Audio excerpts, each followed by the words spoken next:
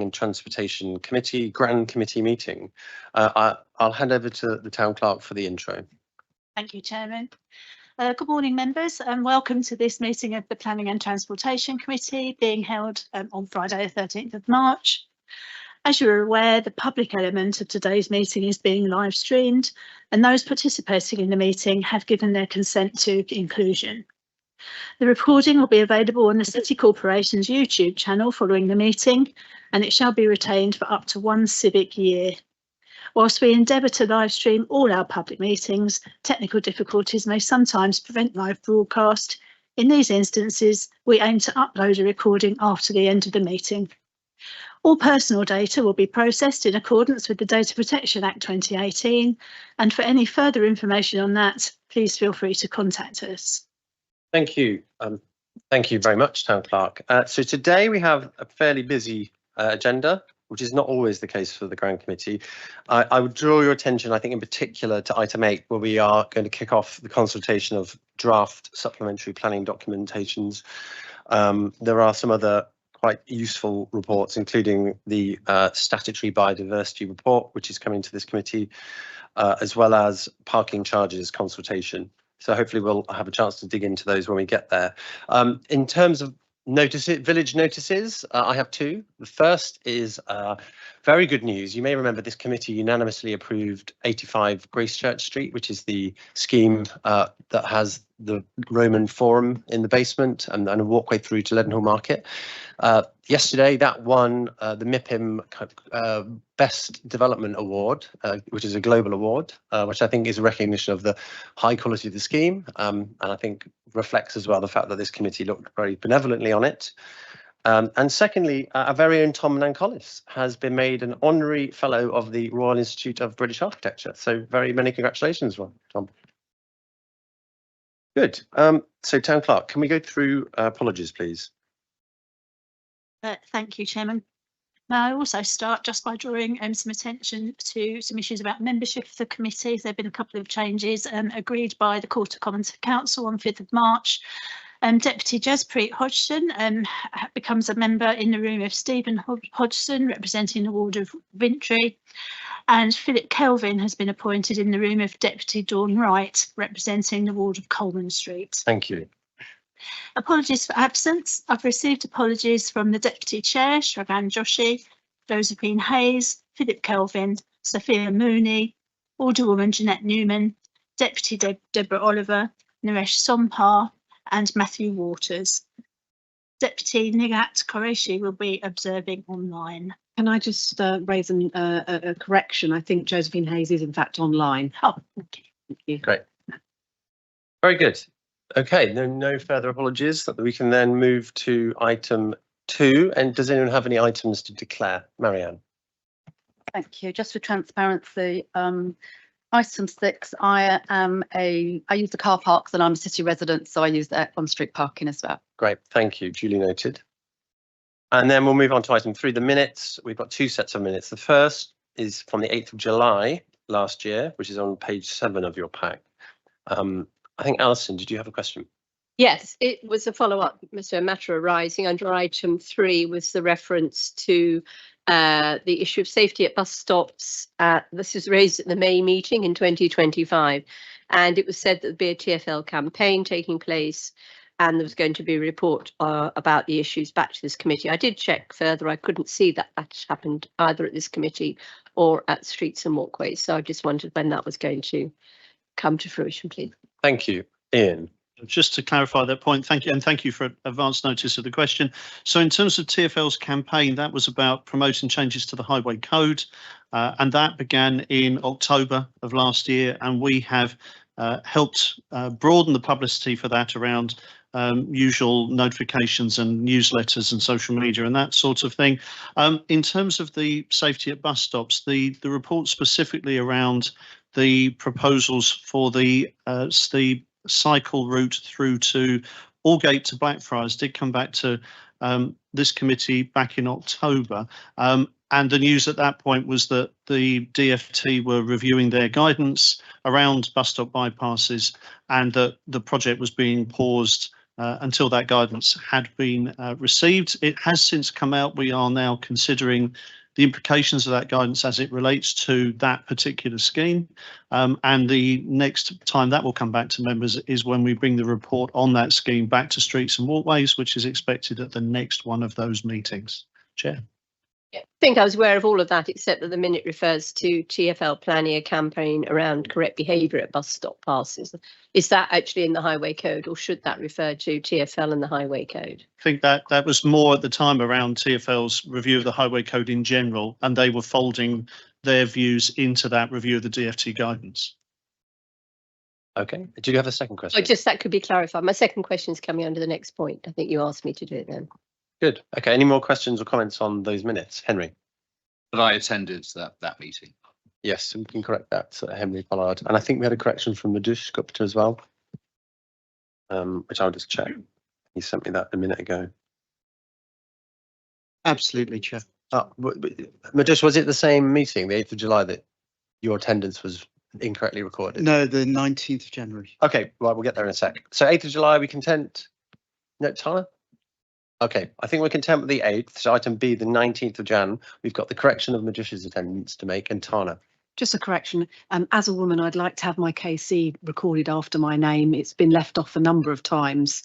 And I just think actually after following International Women's Day, I'm going to raise it and I'd like it to be corrected. Thank you very much.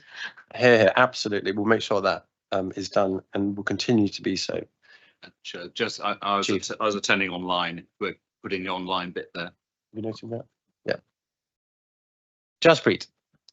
Thank you. It's put on point 11 that there was going to be a written response provided to the committee, but a written response has not yet been provided. Now, this is a sub point of item 11 in those minutes regarding. Sorry, it's the second paragraph. So regarding the monitoring of Traffic enforcement issues. of traffic issues. So that's in, I think. We're just having a quick look.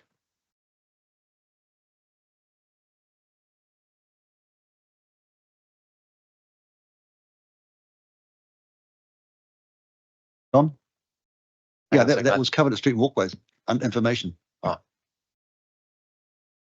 So just to clarify, is this the point around monitoring planning conditions in relation to vehicle movements and noise? I just want to. It was how many breaches have there been in terms of traffic movement noises in the last 3 years? I need to take that away and talk to my colleagues at planning, I have to say, about that point. I'm not sure whether we picked it up. There was the briefing that we did on how we were enforcing the process about coordinating construction activity. I'm not sure we picked up that specific point around enforcement of breaches of planning conditions in that, Gwyn. No, and apologies if that was an oversight. We will be talking to our enforcement officer just to get those kind of data to you if there was any breaches. Okay, can we put that as a priority given that it was from the January's meeting? Thank you, Jaspreet. Any more questions or comments on these minutes? Okay, we'll approve them. We're now on item 4, which is a resolution to this committee from Policy and Resources Committee, which is on page 21 of your packs. Essentially, it's asking us to consider issues around the deadlines for objections that we receive and letters of support regarding planning applications and issues around the printing of packs. We're not being asked to make any decisions today, but I think we're just receiving the resolution and asking officers to consider it and write up a short paper for us to discuss at a future meeting. Tana.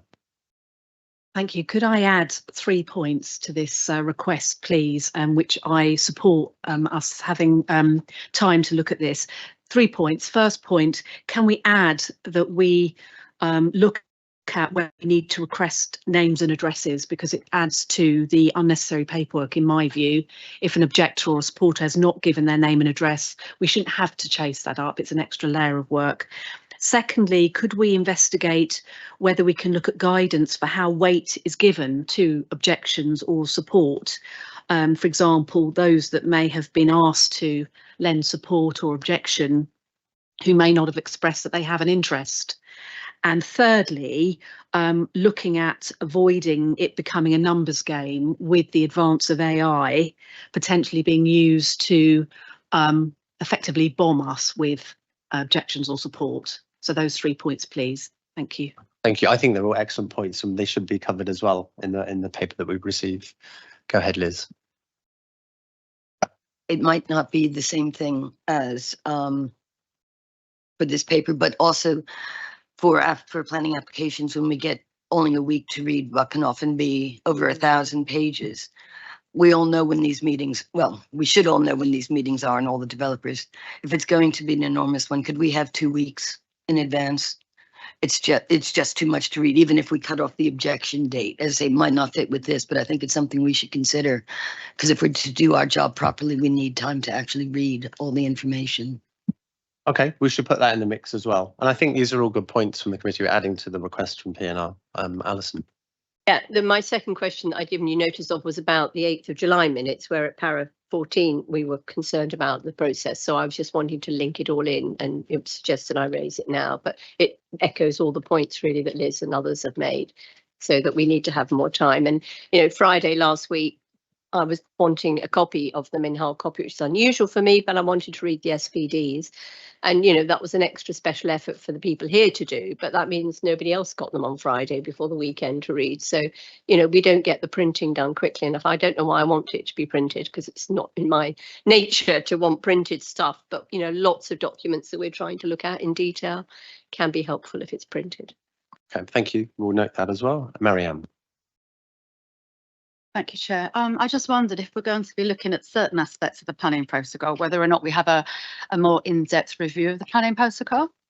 I know that concerns have been raised about people who want to speak at committee if they don't receive. Some people aren't working in the office all the time, they're not always getting their emails.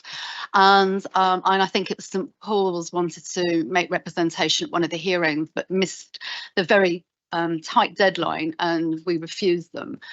I think perhaps sometimes it's easier to actually hear the verbal representations rather than trying to plough through all of them. And officers have done a great job cataloguing the representations on our online papers. But in the hard copies, it would be really great if we could have the statutory consultees reps followed by the petition type or multi reps under it, so that, you know, once you've read one, you know that the bundle behind is the same. But I just wondered whether or not, for good housekeeping, whilst we're doing this, if we just have a quick look over everything else to see if anything else needs improving and what other local authorities are doing. Thanks. Yeah, I think if, as now, given these additions from today's meeting, we're having a bit of a look. We'll ask officers just to review if there are other areas they think we should be coming into line with best practice where we're not. I don't think we're. Well, I'm absolutely not opposing it, but this is a pretty fundamental review of every procedure, which was very different from what PNR were asking this committee to do, which is something I could have committed to be doing in about 3 months period. This is a much bigger beast.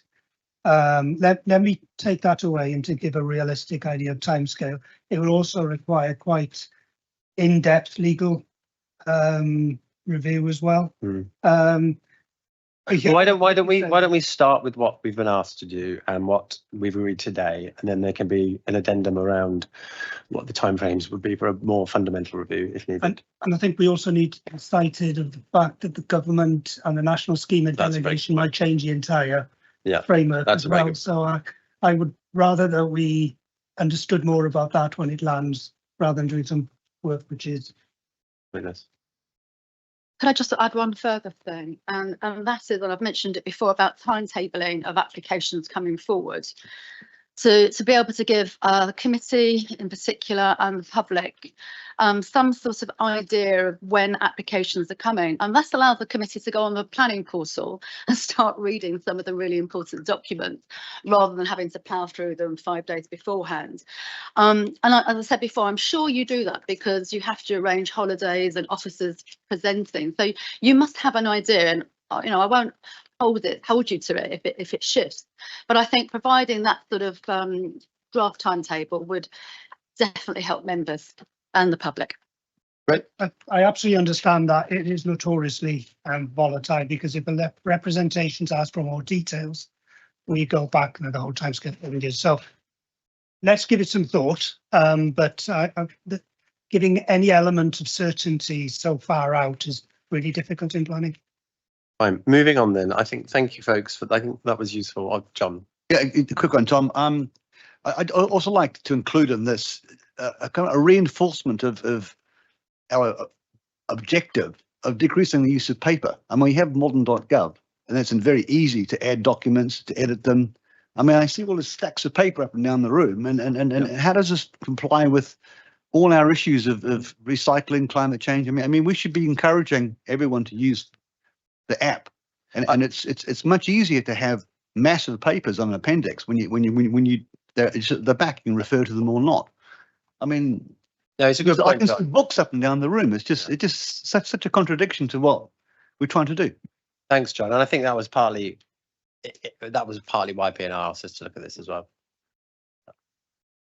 Yeah. So that these are, it's never quite as clear cut, but it's a very good point. And again, we'll make sure that's considered in the work the officers are now going to do. Item 5, local implementation funded plan schemes. Samantha. Thank you, Chair. Questions on this, as it's a fairly standard item for ring-fenced funding. Just as a reminder, the recommendations are on page 24. Opening it up to questions. Alison.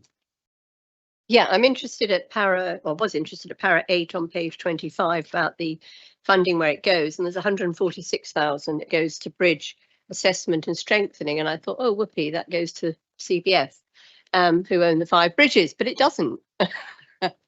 Apparently it goes to bridges maintainable at public expense, which obviously the City Bridge Fund Foundation don't. I mean, it's separate. So what does that money go on? And I'm talking about in the context of the bridge, if that is the bridge, which I know TfL are meant to maintain, but it's on London Bridge, and I can't explain it very well, but it goes over the road and it's got lots of barricades there, and Andrew McMurtry was always talking about it because it's in his ward, and it's an absolute eyesore and an impediment to pedestrians. So, I mean, maybe this 146,000 is going to go somewhere useful, like the pipe subway under Holborn Circus, I was told. But, what can we do to make sure we use it wisely? I'm just looking for Gordon, disrespect, because I know the bridges come under Gordon, but to be clear, these are highway structures, which means not, as you rightly have assumed, not City Bridge Foundation. And that structure you refer to is TfL's responsibility. So this is funding our good work in that area. Gordon? Yeah, that particular bridge we've raised with TfL on a number of occasions. It is theirs. I'm more than happy to take that up and try and get them to look at it again, and maybe we'll come back to you. But yeah, it is TfL's. Okay, any more questions? Are we happy to approve? Thank you.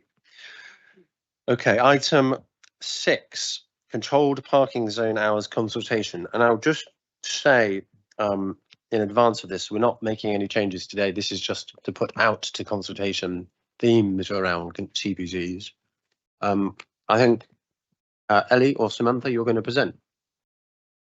I'm going to lead it, and then if we'll have a team effort for whatever questions come up. So I've just got 4 slides, just extracting some of the key points around what we're proposing in the report. And I think perhaps I'd like to start with how the world has changed since we last looked at this. We have not looked at our controlled parking zone since 2009. So since then, we've introduced 20 miles an hour. We've had a transport strategy. We have a climate action strategy. Electric vehicles have come in. Dockless bikes have come in. The cycle superhighway arrived, and we had Crossrail. And yet throughout all of that time, our underlying controlled parking zone has not changed. It is time, in our view, and in the transport strategy's view, to actually reconsider that underlying controlled parking zone. It hasn't changed for all of that time. And so what we are looking to do, parking can be challenging to understand sometimes, I appreciate that. We're looking at 3 things. When our single yellow line restrictions apply. So when can you park on a single yellow line? When our parking bays can be enforced and you pay for parking on those, which those two things don't have to be at the same times, but we're looking to change those, and the structure of the parking charges that apply during those periods of time. So they're three interlinked areas, but those are the three things that we're looking to consult upon. Now, the report suggests some changes. Sorry, would you? Yep. All right. So the report suggests some changes, but to be clear, what we're looking at this point is to seek the views of the widest possible city communities and stakeholders to the broad approach for those changes. The intention is that that would then come back later to this committee once we have considered those options. And so this is a consultation that is looking at the broad options rather than the specifics at this time. The key thing is around our neighbouring controlled parking zones, and 15 of the 18 controlled parking zones that are around the square mile have longer hours at the weekends. That's one of those key metrics that we're looking at. There's more in the report, but if you look at a number of our streets at weekends, they're effectively car parks for other parts of London. People drive to the city knowing that they can park and then go and visit other parts of central London. So that's where these other authorities around us have done exactly this process and reconsidered what's right. Now, there's a whole raft of metrics involved in it. It's all set out in the report, but benefits, it aligns with both the city plan and the transport strategy, moving away from reliance on vehicles. It better aligns with the tariffs in our car parks. At the moment, it's cheaper to park on street at weekends and in the evenings than it is to park in our car parks. That point around aligning what we have with our neighbours is key, and it will in fact create more capacity on street. At the moment, the parking lands there and then stays there. So the arguments about I want to drive to the city because I want to visit, at the moment you really struggle sometimes to find a place to do that. We obviously have all the existing transport networks in place, and it will make sure that we got some better clarity, I think, around the controlled parking zone hours. So today, this is about that approval to go out to consult on these broad options set out in the report. There is a comm strategy in the report to just re-emphasise we are looking for the widest possible set of feedback, and then that feedback will come back to this committee after recess to then narrow those options. At that point, we still have to go through a statutory consultation on changing the traffic orders. So there will be very clearly a second opportunity for this committee to chew everything over, and then we have to do a second consultation. So this is almost a year's process to go through to do all of this. But as we've set out in the report, around about April next year would be the time at which these changes would actually come into place. So at the moment, it is setting out that broad context. It's saying we've not done anything in this area for 17 years. It's time that we did a piece of work to refresh that. It's been anchored in our transport strategy that we should be doing that at some point. We feel now's the right time. Chairman, happy to answer questions. Thank you, Ian. I think I saw Edward Lord, you had your hand up first. Chair, thank you very much indeed. Clearly, after 17 years, it is right to undertake a review. However, looking at the options, I have a number of concerns about the proposals on which we intend to consult. And those concerns fall under several headings. The first is a policy heading, and to what extent these proposals are in line with the destination city agenda, where we're trying to get more people to come and visit the city, and what will the impact be if we do implement some of these.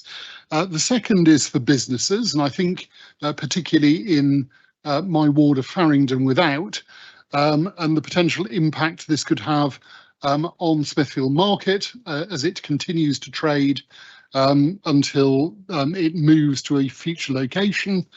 The third heading under which I have concern, which has been addressed in the report, but actually I want to greater thought put into it, is the impact on faith communities, and particularly those who travel into the city to attend their church, synagogue, or other place of worship of choice.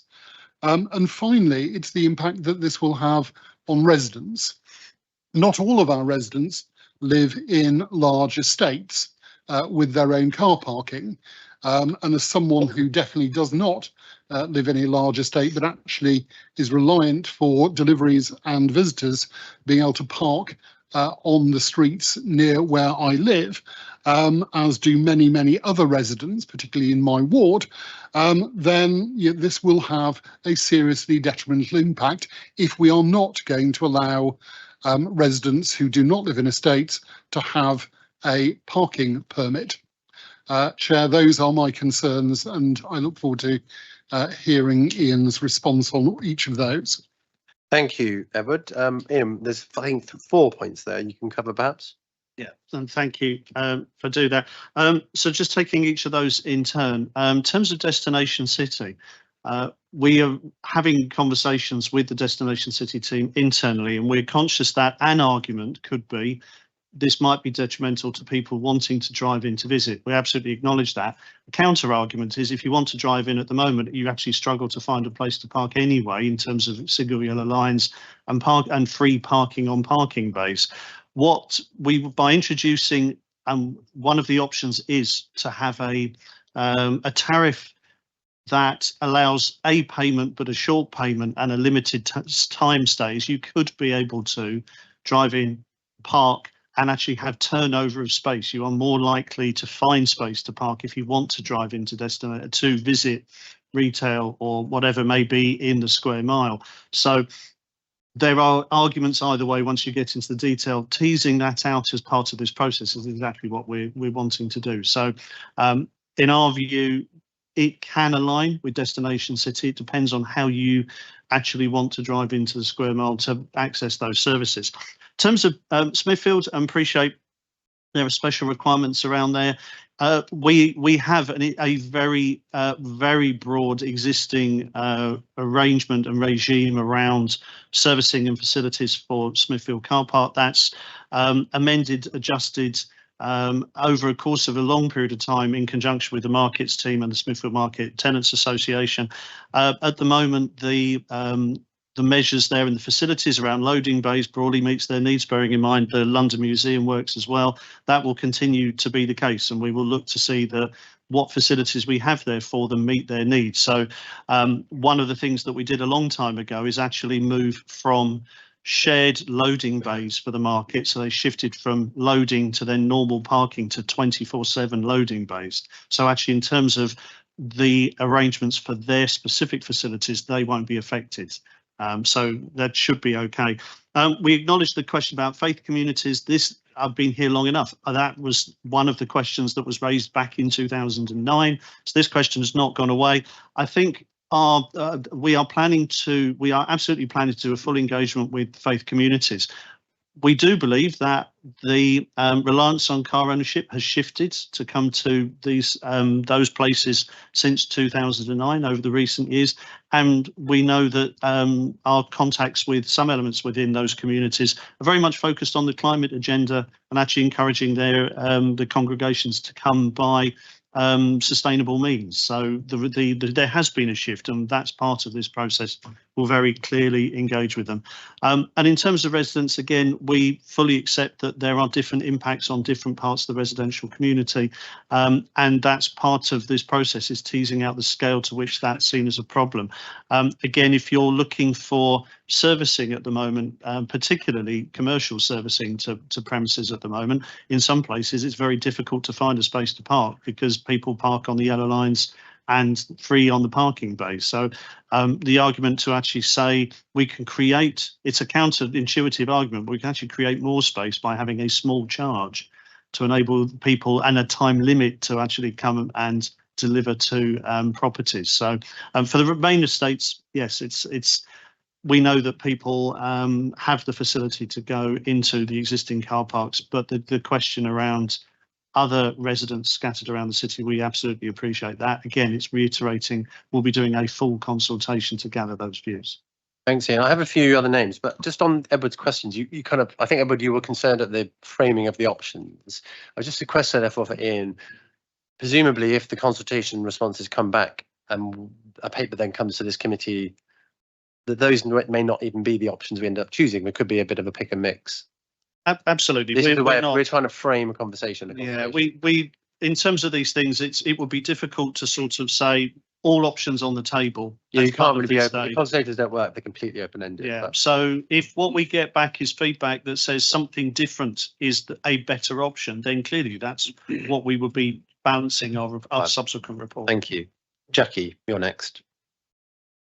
Actually, Ian has answered all of those questions, but just to reiterate, what you're effectively saying is that the square mile is in danger of becoming a park and ride, effectively, for people coming in, parking here and moving on to other venues and other boroughs. And I suppose to some of Edward's points, though you've answered them, I mean, I would urge faith leaders to be encouraging congregations to be using our public transport system into the square mile. Thank you. Thank you, Jackie. Marianne Fredericks. Thank you. When I read this report, I read it through several lenses. So as a committee member, resident, Joe Public, businesses. And I have to say, if we are going to do consultation, I do hope we're going to be able to articulate the issues better than this report. Several typos. I mean, 42, paragraph 42, option Y, Monday to Friday, hourly 6 a.m. to 7 a.m, which completely threw me. So I think you meant 7 p.m, because I couldn't understand this, which made the other options nonsensical. But just picking up some of my concerns on the data in the report. On page 63, for example, where you've identified single yellow lines on the parking bays and the impact it would have on residents. You've missed off 2 churches in my wards which have Sunday services, and one church being on the other side of Lower 10th Street and Byward Street, which makes it completely impossible to park unless you use the car park. So I'm a bit concerned there that the information isn't correct. Likewise, we're making the argument that we're trying to align ourselves with the local authorities around us, with 5 out of 15, and that doesn't show to me that we're aligning ourselves, because the closest local authority to my area in the city is Tower Hamlets, and they don't start charging until 8:30 in the morning, and they stop at 5:30, and they also, in a zone very close to one of their destination areas, which is the Catherine's Dock, have free parking at the weekend. If we are going to align ourselves with other local authorities, I really think we should be rolling out residence permits and residence scratch visitors for visitors, so that you can, the plumber can park and your visitors. So if we are going to align ourselves seriously, and that's what we're saying in this report, I think we have to look at all of those options. I can understand the need to raise extra revenue, and I'm sure that's not why we're doing it, but Joe Public could perceive that. Where I am, we've got lots of pay and display, and we've got the yellow lines. At night, the pay and display is practically empty. And at the weekends, the number of vehicles into the city has reduced since the congestion charge was enforced at the weekend as well. So those who can go to church without bringing their vehicle in, do so. The ones that are driving in are because they have to, because they're disabled or, other issues. So, I think we need to be mindful of that. Today, as I left, all the parking bays were taken up with servicing vehicles. And we have to understand that our businesses do need to service themselves. And I am concerned that it's a little bit of a cost here, but it's another cost on top of all the other business costs that the businesses are actually being impounded with at the moment. And likewise with the residents. So when we do go out to consultation, are we just going to do option A, B, X, Y, and Z? Or are we going to say, this is the arguments, give us your feedback? Because at the moment, we're just giving them 2 options. And I really don't understand why we need to bring it in at 6 a.m. in the morning When we did this 17 years ago, and we looked at the 7 o'clock in the morning, but we're not enforcing from 7, we're only enforcing from 8. So whilst there is some indication of the cost of changing all the signage for those extra few hours, are we also going to look at our enforcement contracts and have that start at 6 o'clock in the morning, because that will be an added cost. So I think we really need to be very careful when we scrutinise this report, because the arguments there currently laid out do not say to me it's the necessity to do this. It might be on the other side of the city, but in my side of the city, because the local authority has later hours in the morning and earlier hours ceasing in the evenings, it's not an impact. People who are parking to service the vehicle, the businesses, or residents at the weekends, shopping, parking, running their stuff up and then going back to the car park. So I do hope that we're not going to trip ourselves up and enrage more of our businesses and our residents by doing this at this particular moment in time. Sure. Thank you, Marianne. Ian, did you want to respond? Just a few points to pick up. First of all, I think I'm really keen that we look at keep the idea of one controlled parking zone for the square mile. The city is frankly too small to be trying to, and too confusing, I would suggest, for the public to try and look at individual areas. So, but I appreciate there are local differences, but we have one controlled parking zone to provide that clarity. So I'm keen to keep that. In terms of the issue about residents parking and on-street and residents parking bays, in most local authorities, that's then driven by the ability to park in your parking bays. So visitors park in parking bays for residents. So effectively, you're allowing them the opportunity to park alongside residents. And part of our challenge with this whole piece around parking is that we simply don't have enough space for on-street residents' bays. So that point is understood and acknowledged, and that may well lead to a review of how we manage that, but that will be teased out as part of the consultation. In terms of our the relativity with other local authorities, that is particularly obvious at weekends. And Jackie's point about park and ride, I think that is the problem at the weekend. It is a different argument during the week. We're not making that argument in the morning and the evening.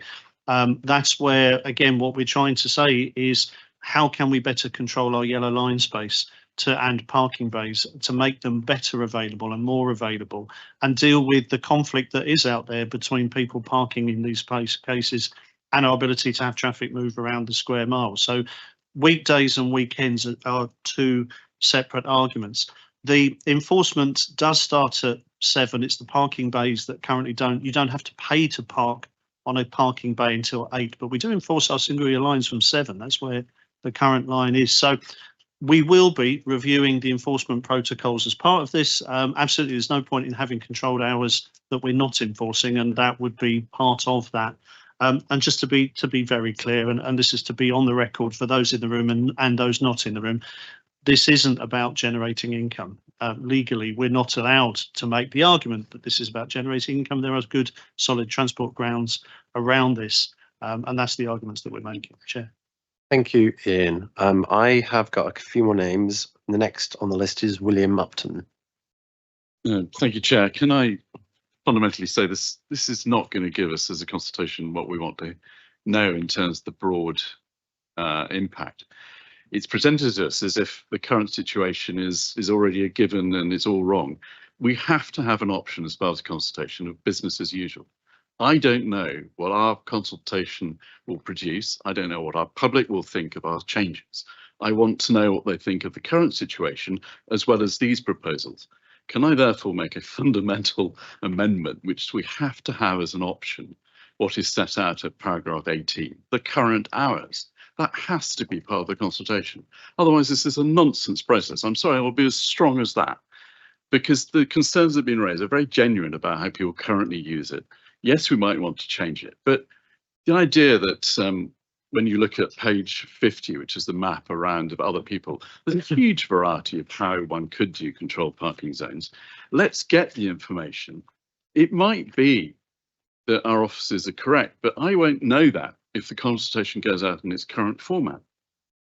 Please, can we therefore amend the recommendation to include business as usual, because that will give us the comparison we need. Yeah. I don't know if the officers will accept that or whether, and if it needs seconding, I'm very grateful because, of course, this is something you want to review, but let's have a proper review. Yeah. Now, William, that was an amendment that's been seconded, but before we go to discussion on the amendment, Ian, you might just be happy just to put it in without needing to have I'm happy to have effectively a fourth, which is do nothing.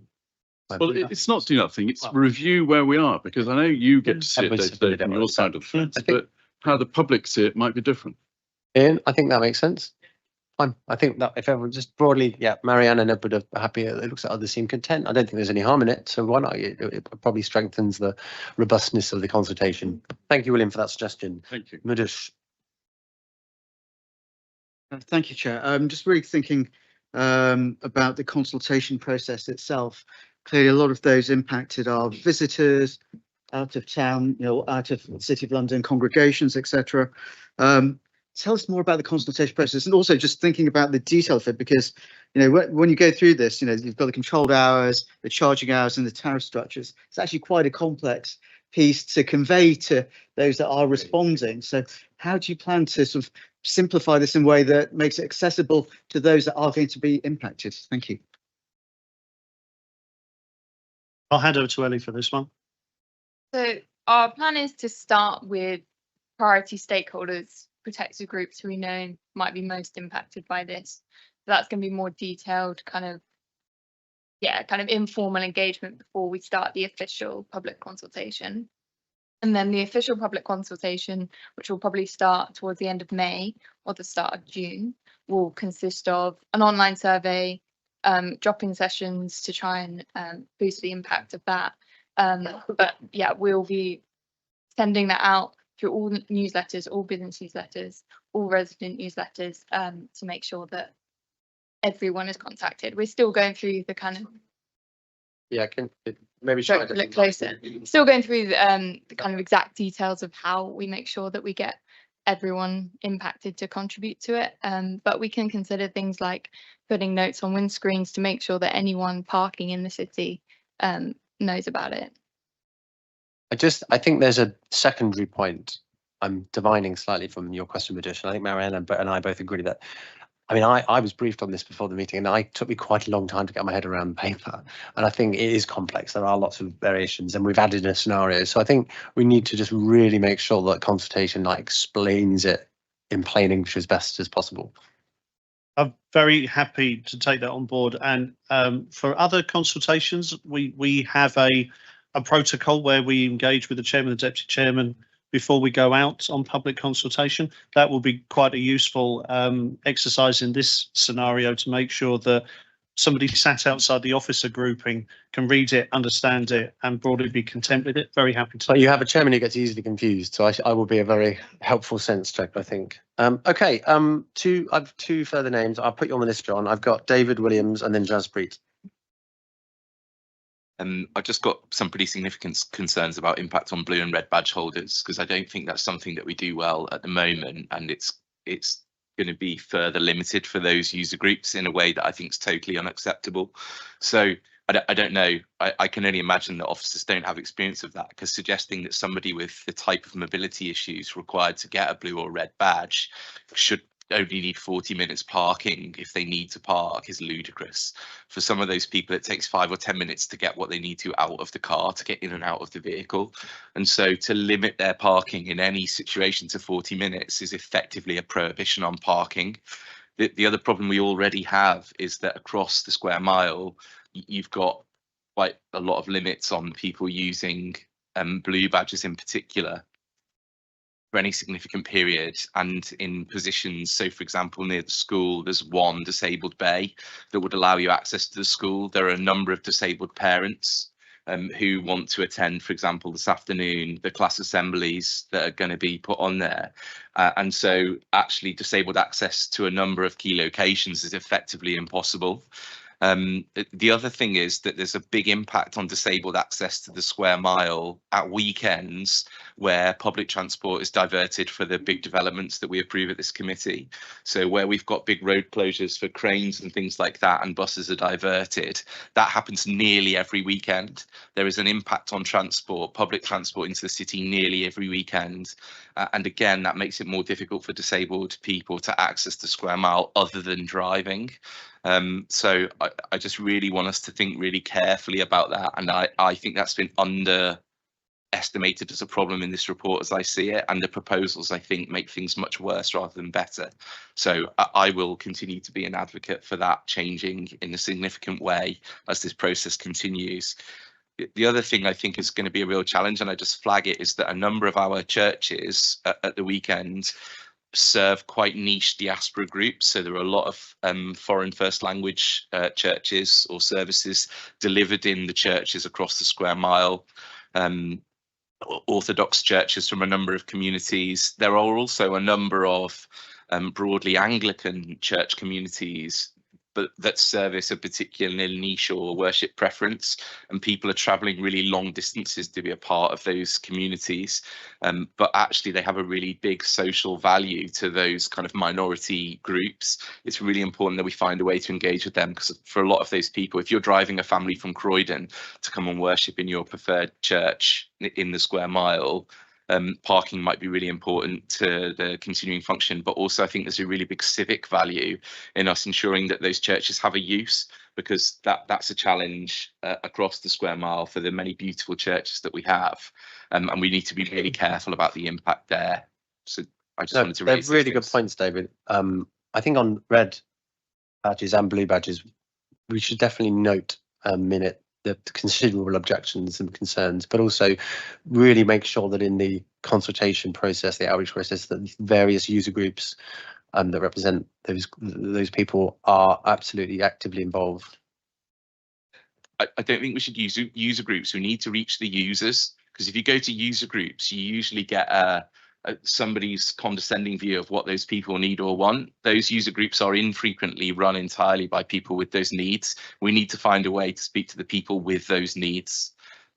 Good, very good point. And then second point I don't think we need a response. I think we're just noting that on churches, I think there's also an excellent point. And again, absolutely, those organisations need both very good points. I'd say that with the existing arrangements within the controlled parking zone hours, we already have a working relationship with the Bevis Mark Synagogue, because they are active during Saturday mornings. So we have a record of that engagement process and finding solutions to these problems.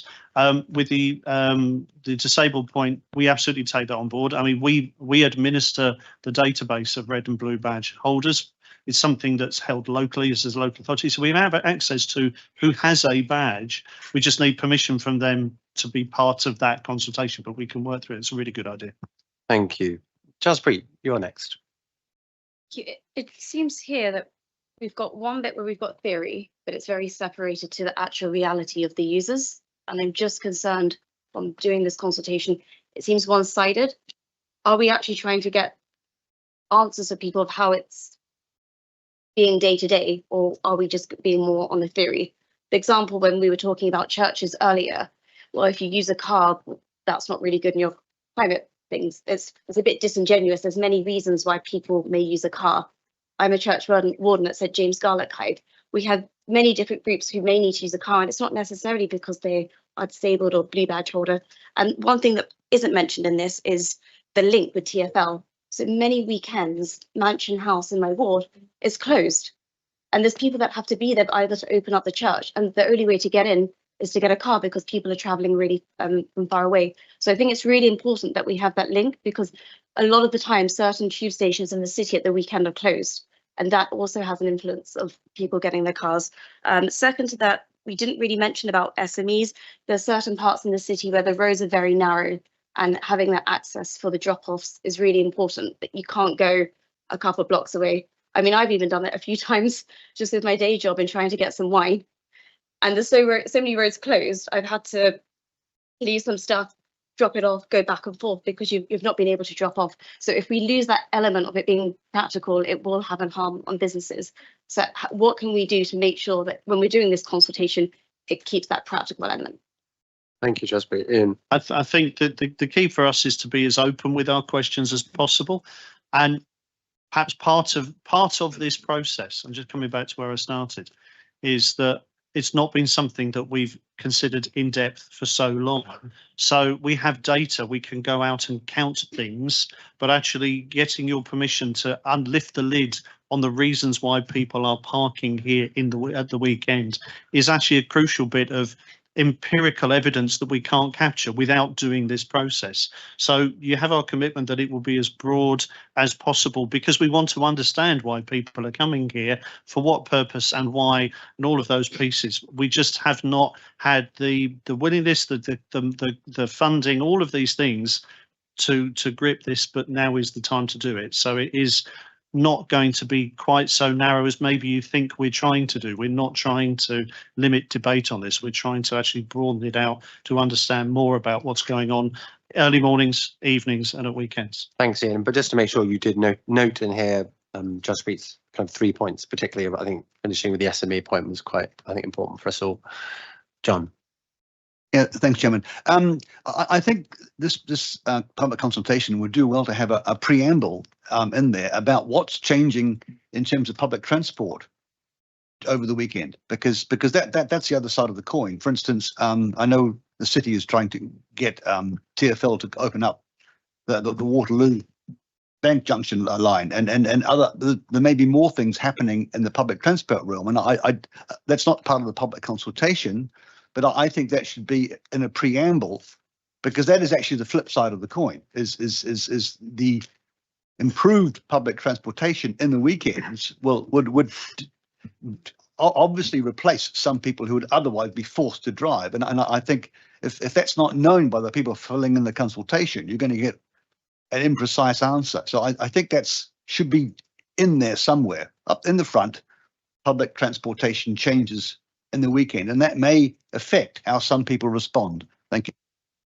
Fine, I think that's a yes. I have Jackie first, Marianne, unless it's on that point. Okay, go ahead, Marianne. Well, if you're going to do that, you have to do the flip side. The flip side being the congestion charges now at the weekend. You've got the ULENS charge, and you've got the charge on the electric vehicles now. So I would argue that people who are using their vehicles are doing so because it's prohibitive to use public transport. And the point you make about public transport, Tower Hill Station has been closed for the past 2 weekends. Now, if you're trying to get into the area, yes, okay, you can go to Aldgate, but if you've got a pushchair or a wheelchair, there's no way you're going to get off the platform and up. And so, and not only have Tower Hill, but Tower Gateway closed as well. So it makes parts of the city completely inaccessible. But as I said, so if you're going to do this, you've got to be clear with your arguments, and it's got to be a balanced information going out there. And that's why I support the do nothing option. Thank you, Marianne. So, Ian, I think we don't need to respond, Ian. That's fine. I'm therefore content for us to move this forward with all the provisos and additions. Ian, what's the next step in terms of this committee's involvement? For this committee, for chairman and deputy chairman, personally, we will draft a document that takes into account all of the views that members have had, and we will engage with you before that goes out. We will inform the committee and all members of when it's going out. Our consultation will not just be limited to members of this committee, and then we'll be looking to bring that back to this committee with the responses to that consultation, and a way forward should be September's committee. Great. That'll be the next step. Okay, thank you very much. And thank you for that, I think, very thorough debate. Item 7, it relates to an update to our statement of community involvement. Now, just as context, we're not reopening the whole statement of community involvement today.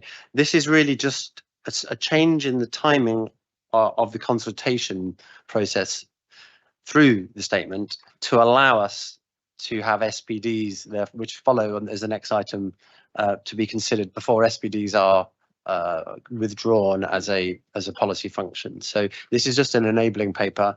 Rob, you might want to just add to that. Thank you, Chairman. Yes, just to say this is both to update the local development scheme, which sets out the timetable for the production of supplementary planning documents.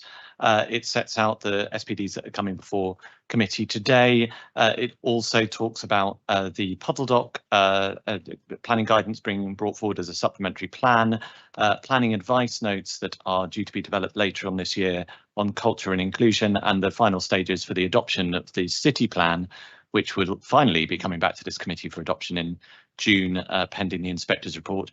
Statement of community involvement. The only change here really is the amendment of the consultation period for the SPDs to reduce that, unfortunately, by 2 weeks to the statutory minimum of 4 weeks. As I say, that is still in line with our statutory requirements. It is very unfortunate that we have to do this, but it is very necessary in order to meet the hard deadline that the government have imposed of the 30th of June. We will be adding a couple of days, given that we have 2 bank holidays over the consultation period. So it will be effectively 4 weeks and 2 days for the consultation period for these particular SPDs. That's what's proposed here. Thank you. So this is just a process paper before we get to the content of the SPDs. Hopefully people are content, but I can see Alison and John. Oh, sorry. Appendix B on page 108 lists bodies consulted. And I just want to raise 2 points. First of all, I was curious to see who Smithfield Trust were who are mentioned on there. And when I looked them up on the Charity Commission website, they haven't filed any accounts for 3 years. And I just really wondered, do we want to be engaging with an organisation that fails its charitable involvement? And I don't know really what they do. Secondly, I do believe that there is a consultation, maybe not statutory as I know, with the City of London Archaeological Trust, which I have to acknowledge I am a trustee of. And should they be listed in that appendix, please? Thanks. Very good question. Go ahead. Yes, thank you. As Smithfield Trust, we can certainly have a look at that and understand whether we should include them on the list. And yes, Tom Nicholas is saying yes to the other. Okay, thank you. John. Thank you, Chairman. Yes, this document does spell out very explicitly why residents who are part of associations are better informed than residents who are not. And I know that's not really part of the main agenda, but I think that needs to be addressed, because it's quite clear that when things are going around, happening around where people live, the first port of call is resident associations. It actually says that on occasions there'll be a mail drop to residents who are not part of associations, but as a matter of rule, resident associations are always consulted. So basically, this spells out in black and white why individuals, which actually represent the majority of residents in the city, who are scattered around in clusters, like where I live, but not part of an association, are less informed. And I think that should be addressed. Thank you. John, do you want to reply? Well, I mean, the Appendix B list of bodies consulted, I mean, this is really just setting out which bodies will be consulted. Sorry, yes, that's right. I think I'm looking at page 108 here. But yeah, similar lists. So these are bodies to be consulted on planning applications, and it says that these will be selected from the following list as relevant. It's really about saying, listing out for us formally to say these are the range of organisations that we will consult with. It doesn't really go further than that. Is it? So my point is that if it's anyone else living in the area who's not part of an association, that they should be as well informed.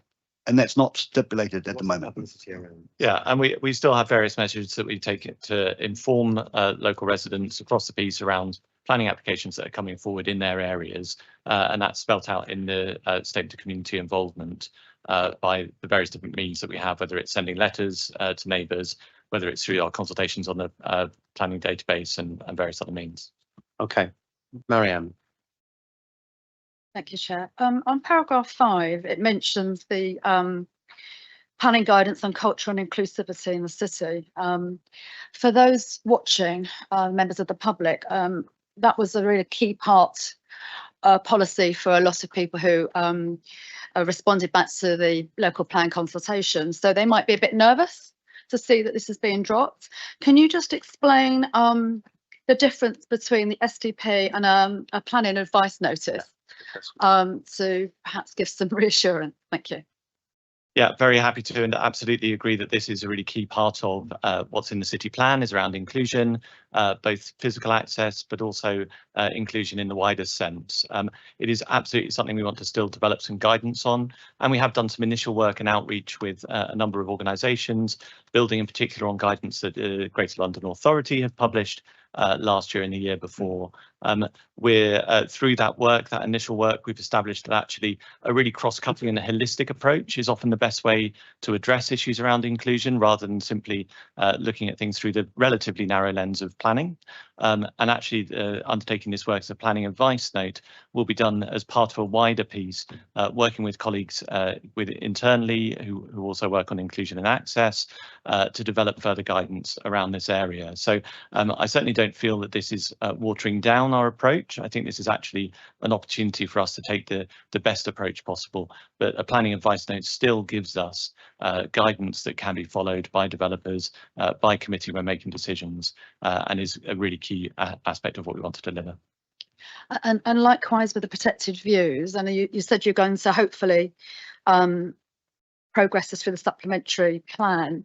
Timelines, again, the city plan comes out, what are we doing about protected views, and what assurance can we give? Thank you for the question. Yes, we intend to commence production of a revised protected views document, a views supplementary plan, towards the end of this calendar year, once the city plan process has been concluded. And we'll be doing that in partnership with the usual stakeholders who are key in this, Historic England, the GLA and others. Thank you. Very good. Are we okay, Gabby, on this point? Just a tiny point of order, please. Page number 2, bodies to be consulted. It mentions the Golden Lane Homeowners Association, which does not exist, and there's no mention of the Barbican and Golden Lane Neighbourhood Forum. In addition, if I could just mention at this point that I've noticed various planning applications have gone to another body called the Golden Lane Tenants Forum, which is non-existent as well. We will absolutely tidy that up. Just to be clear, the Barbican and Golden Lane Neighbourhood Forum are referenced under the Neighbourhood Forum. It's just a separate part of that. Apologies. Just to be clear, but yeah, we'll absolutely take that away and tidy it up. The other two. Thank you. Yeah. Thank you. I guess it's. I don't know if it's for this one or the next one. What is there a legal difference between the SPDs and the watered down ones in terms of when we get people to do things to Yep, so just to set out some of the legal differences here. So supplementary planning documents are a material consideration in the determination of planning applications. They therefore can be given weight by decision makers to apply that in decision making. Supplementary plans, which will be the replacement, yes, it's a niche terminology, the government like to come up with these terms. Supplementary plans will effectively become part of the development plan. They will, to some extent, perhaps therefore have more weight, greater weight and more legal weight. Planning advice notes, however, we won't be able to give them quite the same weight that we do give to supplementary planning documents, but we do intend to design them so that they're very useful guidance. And as I said earlier, to think about them really holistically and in conjunction with the other projects, programs and other work that we're doing and other parts of the City Corporation are doing as well. So you'll be encouraging developers to follow those as well, just as they would in supplementary planning guidance, yes? Exactly, and it's worthwhile citing the carbon options guidance, which is a planning advice note. It's not a supplementary planning document, and that has had really significant, substantial impact on how developers are going about their work and set a really clear expectation for how we expect them to behave. So they are important, useful documents. I don't want to give the impression that they aren't, that this is a watering down. They are really valuable pieces of work. Thank you. Thank you. Very good questions. I think we're content, therefore, to approve that amendment to item 7. Right. On, therefore, to item 8, which it is 111 in your packs, colleagues. These are our draft supplementary planning documents, which we now know are different from planning advice notices, etc. I think, Gudrun, you're going to kick us off. Yes, thank you. So members will recall that in October last year, we brought an item to this committee seeking authorisation to conduct some pre-engagement on the SPDs that we're talking about today. So that was conducted in between November and December last year, and the results of that engagement are available on our website, and there's a link in your pack to that. So since then, we've obviously gone away and prepared these SPDs, and we're now seeking authorisation to conduct that formal consultation according to the regulations. And following on from the previous agenda item, we'll be conducting that consultation for 4 weeks, and we have a series of consultation events planned across that period. The SPD, so the planning obligations SPD, has been updated for the to align with the new city plan and to reflect the prioritisation set out also in the London plan. It has been fully tested in a new viability assessment of this year. This assessment has tested the additional costs, the updated and the index costs, all set out in the SPD, alongside the community infrastructure levy and the mayor's community infrastructure levy rates for the square mile. The key conclusions of that viability study are that these cumulative costs do not generally render schemes in the square mile unviable compared to their benchmark land value. However, it does also identify that there is limited scope for increasing costs above this, including in relation to community infrastructure levy rate reviews. The report also signposts that we will be bringing a community infrastructure levy instalment policy to the committee in June, and the outcome of that has been tested in the viability assessment as well, which concludes that that makes a positive benefit for the schemes coming forward in the square mile. So in terms of what the viability study has said, it's really about echoing what we hear from the development industry around kind of viability and how that can be challenging. But we think we've struck the right balance within this amended planning obligations SPD. So the SPD has some new costs within it. And as I said, these will be fully tested. It sets out a cultural contribution, a formula for calculating any offsite payment towards cultural floor space, only where this is required under the emerging policy in the city plan of CV2. It sets out approach to biodiversity net gain monitoring, where we need to monitor it over the period of 30 years for any schemes that are delivered biodiversity net gain. And that is to really apply the statutory approach to biodiversity net gain, but will also be applied to our emerging policy as well. But essentially, it's a cost 5 periods over 30 years. It also introduced some new costs, which essentially around recouping the corporation's time in monitoring aspects which we require through section 106, such as travel plans and construction and logistics plans. And it also sets up a new air quality damage cost, which sits alongside the air quality SPD, which will be discussed under a later agenda item. So the SPD also continues many of the approaches within the previous planning obligations SPD in relation to things like affordable housing, where there's been no change to those requirements. The only changes to these are around the indexation of the costs to reflect the current date. So all costs in the SPD are correct as at February 2026. Just to draw attention to the carbon indexing costs, we are now setting out that this will be indexed according to the RICS schedule, which is a change to what we currently have in the existing SPD. The SPD also sets out a series of standards that we are expecting developers to adhere to when they're submitting documents to us, for example, in terms of what we're expecting in terms of travel plans and cultural implementation plans. Yes, to conclude, I think, in terms of the changes, they reflect the right position in terms of viability, that they will enable development to continue to take place in the square mile. Gudrun, thank you. I'll open this then up to questions your colleagues might have on this SPD. Alison.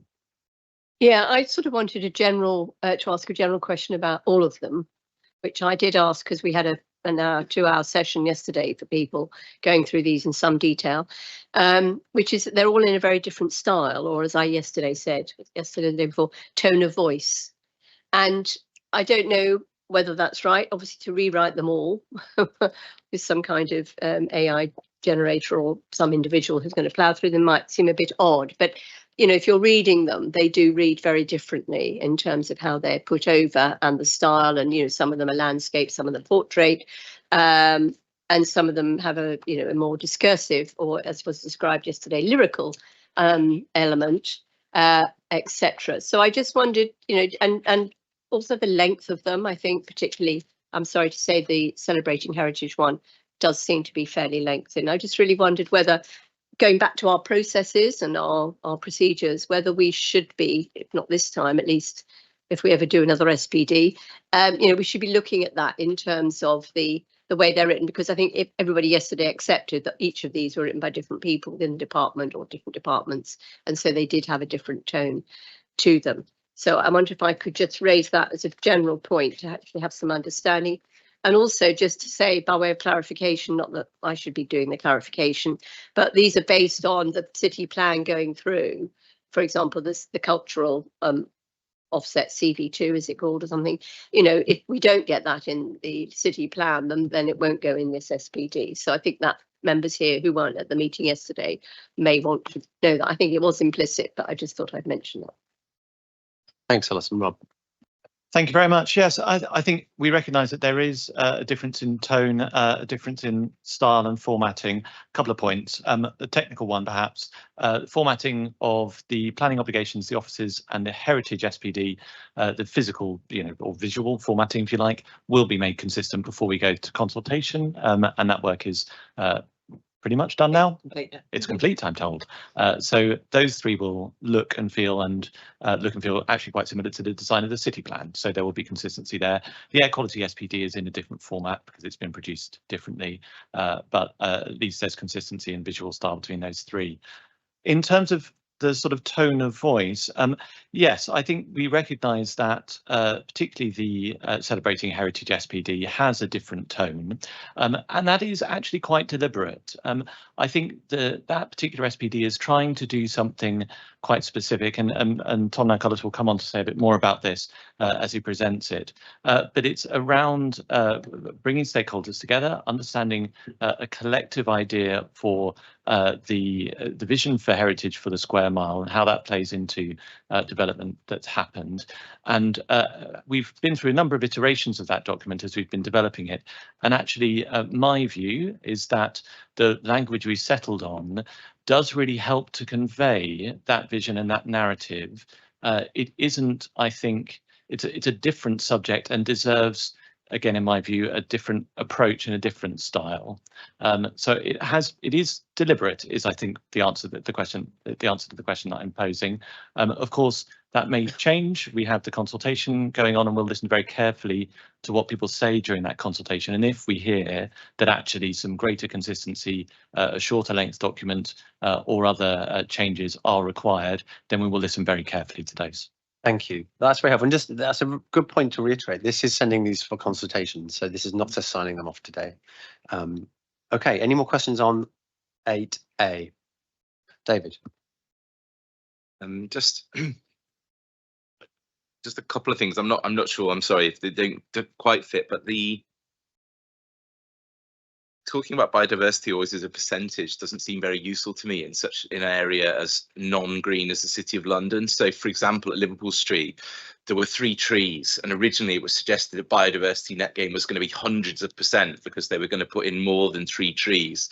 Then, in fact, they decided to take away the trees. But I don't think it's useful to us to always think about it as a percentage, and so framing it as a percentage in the document, I'm not sure quite conveys. I know that that's the sort of framework and the national obligation, but I wonder if there's a way that we can try and draw out actually what we want to look at is a real change to biodiversity rather than a 10% increase, because if you can increase it by 100% or 25% by planting 1 tree, I'm not sure that meets the aim that we're trying to reach in respect of that part of the policy. And the other concern I've got is that there are some parts of the city, like where John and I are, where there's a lot of grade B and increasingly C office space that is really on the kind of margins of being economically viable for all sorts of reasons, including the policies of this committee.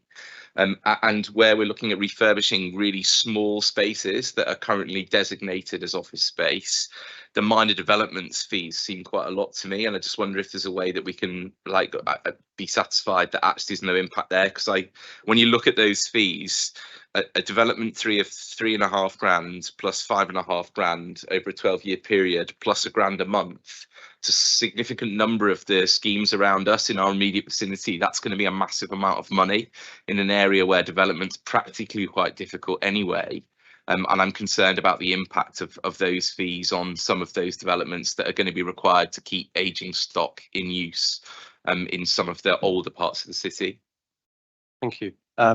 Gudrun, do you want to start with biodiversity net gain, which I think we've got a good story on this? Yeah, I think so. So yeah, I mean, completely understand. Yeah, the 10% statutory requirement in the square mile doesn't really reflect anything, and also the requirements are based on the existing habitats as well. So often sites don't have that existing habitat. So in a, 10% of nothing is nothing. But that's exactly why we've got the new policy in the city plan to seek to go above that 10%. We'll also be coming on to that in terms of the gender item, in terms of the MPPF as well, as what we're trying to achieve is really about kind of getting some meaningful biodiversity net gain in the square mile.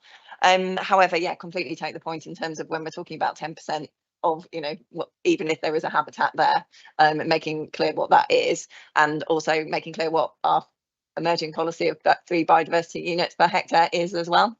So I think we can take that away and kind of actually draw up some examples to kind of what that actually means in reality as well.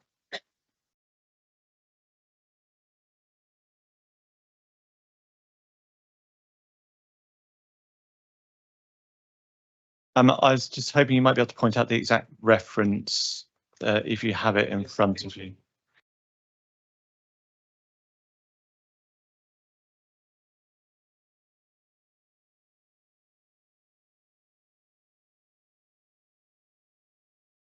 Sorry, page. I can see it on 128, page 12 of the document, deconstruction and construction logistics plan.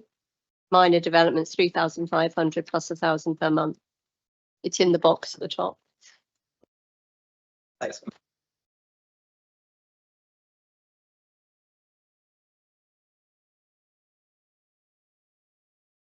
Yeah, I see what you're referencing. If it's okay, let us take that away and we'll have a review of whether those the exact requirement of those charges. We can confirm that with the chair and deputy, but I understand the points being made, which is that we don't want to be discouraging people from investing in smaller scale offices that require that investment work. Can I just give you an example? St Anne's Vestry Hall, which is a sort of very small heritage space in our ward. This would have cost a church developer who was really strapped for cash anyway an extra nearly £20,000 to bring that scheme to bear when they're renting out sort of 400 square feet or something like that. I think that would be prohibitive, and there are a lot of those spaces and there are more and more of them. So but I suppose, yeah, I'm interested in an answer, but I'm also interested to know what work was done to mean that it's been considered that this is viable already. Like where have those people been contacted? What work has been done around that? Yeah, so the viability work looks at a number of different typologies. I think something like 25 or so different typologies that have gone through the viability assessment process. It has looked at larger and smaller schemes as well to understand the implications on viability. These are relatively small amounts, and I appreciate the point being made that on very specific schemes that actually they're not going to feel like small amounts. And I wonder whether there's something we can look at to understand the nature of those schemes and the particular occupiers that may be, or the developers that may be undertaking them, whether there's an exemption we could look at or something like that that might be quite useful. Thank you. And I should say, actually, this is just a consultation, and I've already been told we will expect elements of the development community to probably have concerns about some of these viabilities, and that's the way the process works, and that's why we're sending it out to everyone for their views. Are we content to send 8A therefore for consultation? Yes, we are. Okay, B, offices SPD. Back to you, Rob. Thank you very much, Chair. So this report seeks approval for the publication of the draft new offices supplementary planning document, something that's really critical to the implementation of the city plan.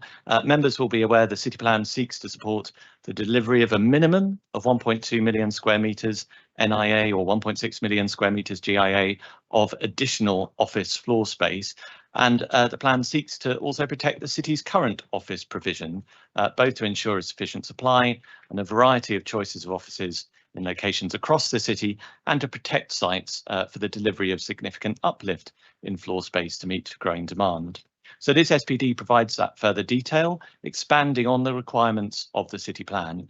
The plan does allow change of use away from office in limited circumstances, and this SPD sets out the detail for the types, locations and scale of offices that are envisaged to be offices of strategic importance and that therefore we would seek to retain.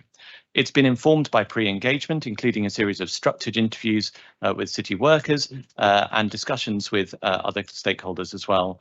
And the SPD is clear, sets out a clear threshold that across the city, all offices greater than 5,000 square metres in size are strategically important, and all offices, regardless of size, are strategically important in areas near key transport nodes, as well as 5 of the city's key areas of change, which is, I should say, a substantial proportion of the square mile. Elsewhere in the city, the SPD identifies that modern offices, which is usually those built since around the year 2000, are likely to be strategic regardless of their size, and that other buildings, including heritage assets, may well be of strategic importance. And it provides further guidance on the situations in which that may be the case. The SPD also sets out detailed requirements for evidence of marketing of floor space and the requirements to demonstrate a lack of viability of ongoing office use, which are tests that apply in different circumstances to proposals for the loss of offices. There was an addendum to this report that was circulated yesterday evening. Apologies for the late arrival of that, and that provides some slightly amended wording in relation to the requirements around viability. The recommendation to approve for consultation is set out on page 161 of your report pack. Thank you. Thank you. Just give everyone a chance to locate themselves in the pack. I'm going to open this up to questions. Liz King. Thank you. I have a question about hotelification, the ghastly word that is. How does that fit with Destination City? As I say, you make these offices so very, very nice inside. People do not leave them and support our SMEs and hospitality and retail and everything else. We went and looked at the Deutsche Bank building on a visit. Why, if you work there, why would you ever leave? I'm looking at the brand new TikTok building that's next to Allison. They have such queues in their internal canteen at lunchtime. They're not going out and using the pubs at Farringdon. And so, yes, we'll get them back in, but we'll get no other benefit from all these workers coming in, and it's going to be a detriment to our small businesses. And I'm quite concerned about that. I mean, this is in relation to how we negotiate those schemes. So as is evidenced by the world's best new developments, we do negotiate all of these schemes to have vibrant outward facing uses, new public space, to be democratic. There are a few schemes where the occupier has particular concerns about security and so on. I mean, that's just the world that we're living in. But I can reassure this committee that the schemes that this committee has granted are outward facing, and those retail uses are vibrant, and a vibrant ground floor is incorporated into office buildings. I think of JP Morgan's new office in New York. You know, that has absolutely everything you'd ever need inside. It's a very deliberate strategy to keep everyone inside the building. And some firms do have security requirements as well around that. But I do think Gwyn is right. We are trying our best to, for example, the scheme across from Guildhall, what's it called? To Aldermanbury, where they've taken some office at ground floor and turned it into a new retail unit and a cafe. So we are trying through each individual consent to open up the ground floor a bit more, which is the Destination City point. Unfortunately, I think if an occupier says we want to put a cafe and a restaurant in, it'll be kind of hard to ding the application on that basis. My question is more about people going out in the street and spending money. Yeah, no, I get it. You know, and if you're in that building, even if there's retail at the on the ground floor of your building, why would you leave? I mean, Deutsche Bank has a shop on its canteen floor, you know, so no one's going out to Boots or WH Smith's or anything else. And it's actually translating increased office worker density, you know, attendance into more cash in the wider economy of the city. So whether we provide it or not doesn't matter, but we need to see people spending money. Thank you. Yeah, we'll certainly have a look at the wording here. I mean, this is the wording here is really trying to recognise a trend that's happening. I think we need to make sure that we're not overly encouraging something that is detrimental to our wider aims around Destination City. So we'll have a look at the wording and make sure there isn't anything that's suggesting that, you know, sort of hermetically sealed offices in which nobody is ever allowed to leave. I know that's what you're saying, not what you're saying, but it isn't something that we're explicitly encouraging. There's limited control we have, of course, over what you know, developers put inside their buildings, and also it is up to us through schemes that we secure and through wider work that we do through Destination City to make sure we're competing successfully with those spaces inside the buildings and having places that are attractive to workers to come out to as well. So I think there's a both and here, but we'll make sure the wording isn't expressly encouraging something that we don't want to see. Right, I'm going to take John, and then I've got Alison and Marianne. Yeah, thanks, Jay. Just to go on from Melissa's point, I mean, there was a hotel in Long Lane where we congratulated them on their design because they intentionally did not include a restaurant, because they said that quite rightly there was a half a dozen restaurants right in front of the hotel along Long Lane, and that's what we want to encourage. And what we don't want to encourage is buildings that put their own barber shops, for instance. I mean, it's just ridiculous. So I'm sure at the pre sort of planning stage, when the officers are talking to the developers, we can make that point really clear. I mean, we're not all in Security Bank where we have to be locked away. Thank you. Noted. Alison. Well, I mean, Bloomberg was an example where they deliberately said, we don't want our workers, as I understand it, to stay inside. We want to create a space. And that's made me forget what I was going to say now. Sorry. You can come back to you. Lifts, that's what it was, because we were told at the SPD briefing that lots of people complaining, and very senior people can't be bothered to come into very tall high-rise buildings because it's going to take them too long to get up to the floor, and they have meetings outside of those tall buildings. Well, if there's ever a reason not to have tall buildings, that's it, really. But what are we doing about lifts? Because that will also encourage, you know, employees to stay inside. Oh, you know, 10 minutes to get down in the lift and out and back and blah. And so is there any leeway to actually get more lifts? Because I think everybody thinks the lifts are great until everybody occupies and suddenly the lifts are rubbish. Yes, I mean, I'm sure Mr. Richards will have things to say on this, but certainly, you know, the provision of lifts, vertical circulation, particularly in the tall buildings that we have, is a highly complicated and very rigorous and thorough science that architects and their advisors work on. You know, ensuring circulation, the wait for lift time can factor significantly into the grading of offices. You know, these are really important factors that we need to bear in mind, but they are, broadly speaking, I would suggest, not things that the planning system tends to get detailed involvement in, because it is very technical, involves a lot of projections around the sort of flows through the office and so forth. But I wondered whether Mr. Richards wanted to pick anything up on this. I mean, it is one of the key elements of designing any building is the lifting capacity. You will not lease a building unless you can be guaranteed to be able to get to a certain floor. The bigger the lift generally means the lower the building, because you have less floor space to pay for that kind of infrastructure. So it's absolutely baked in at the very earliest stage of any pre-application process to understand the lifting capacity, the size of the lift to the office floor space. Marianne. Thank you. I just wanted to pick up on a point that Liz made about being able to pop out to WH Smith's and retail shops. We're losing our retail very fast, especially on the eastern side of the city. We've seen with a number of developments that we've approved, sites where we had the Marks and Spencers, the Boots, lots of these retail units are being removed and not replaced. On page 176, we talk about the Aldgate and Tower Ward being a mixed-use area, which is residents, workers, visitors. And I therefore would say that if you want that further renewal in the area, you need the mixed uses, which include the retail.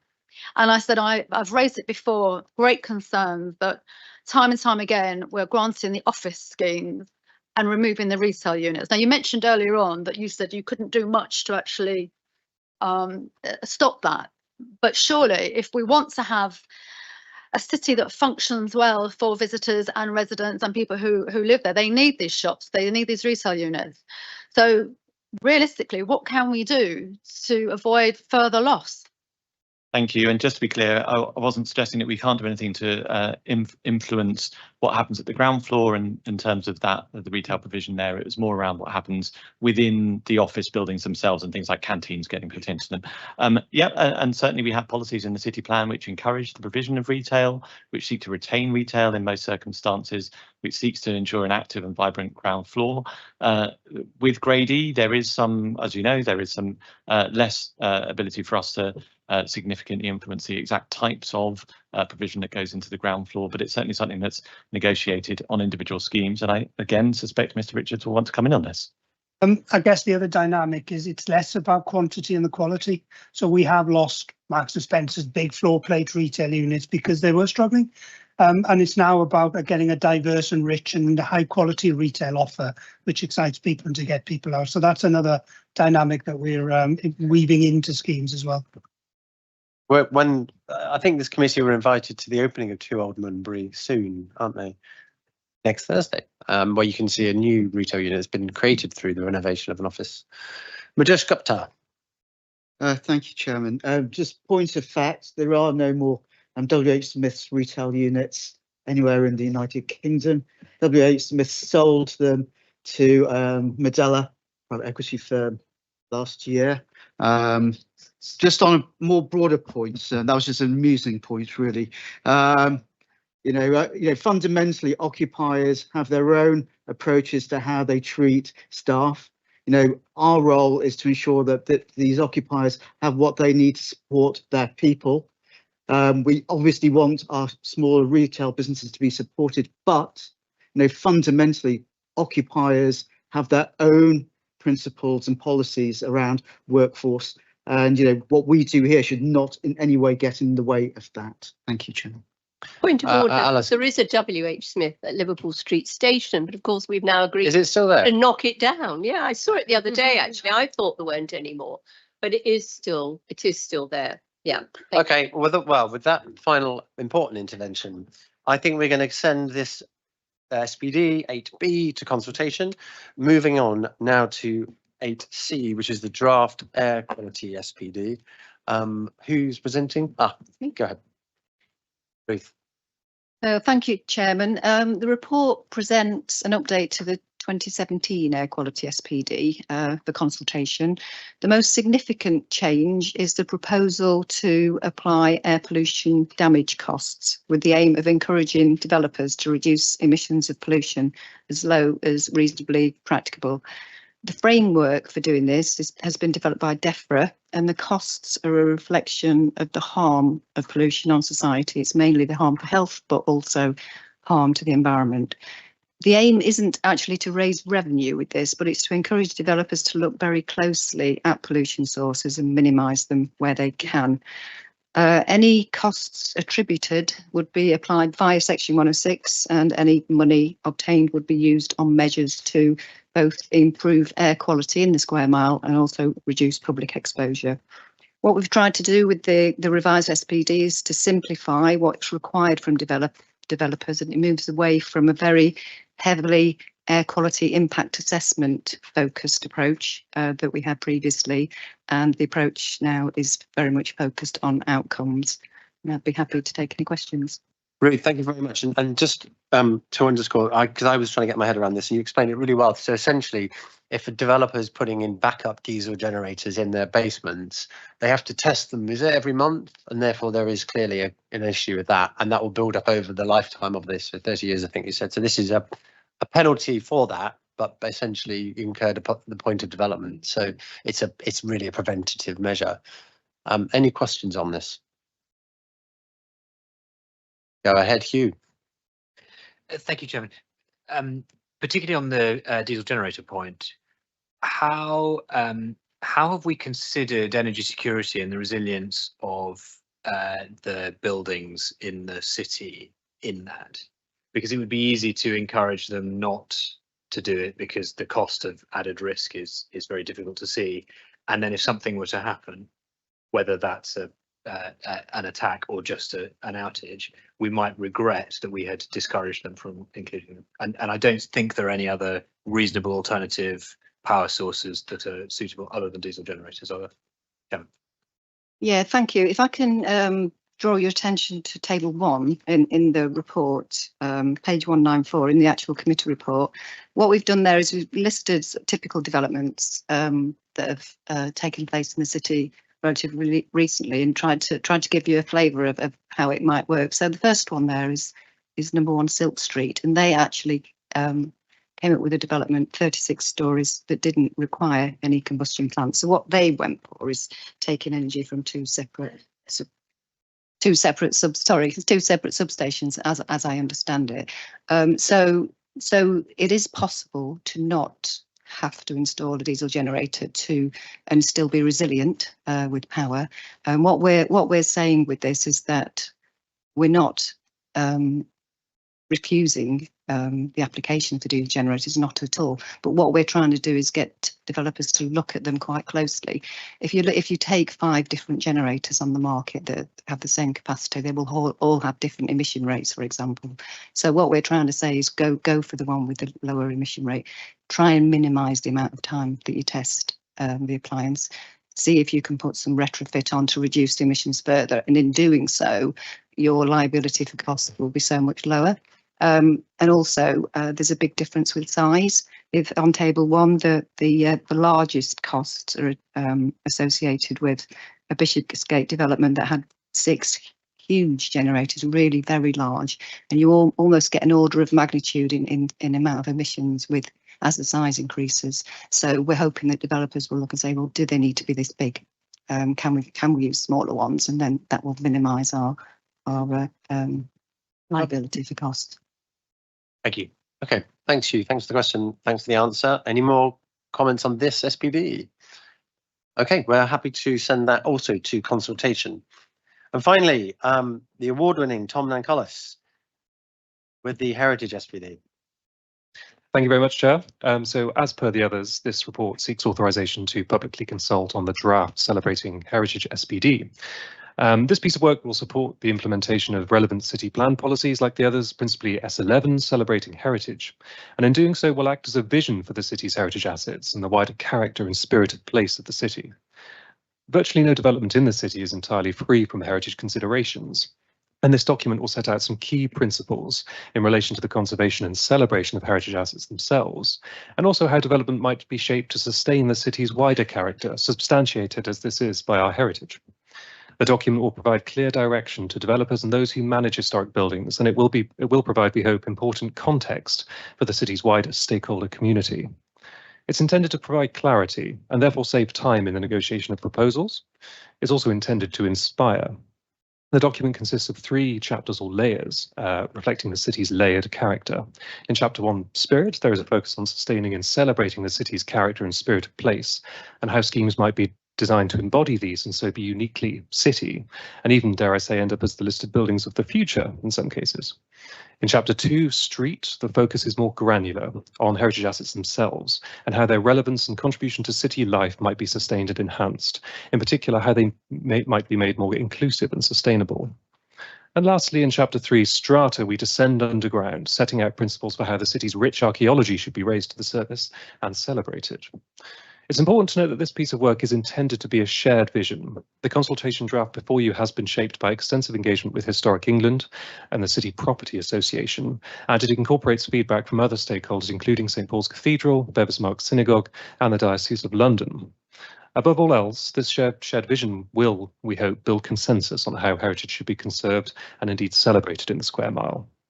And just on the question of its length, we have actually benchmarked this, and I'm pleased to say the draft is actually shorter than other comparable documents. But it's an important point to note, and we will review during the proposed formal consultation process. Thank you. Thank you, Tom. It's not a competition, but we noticed that.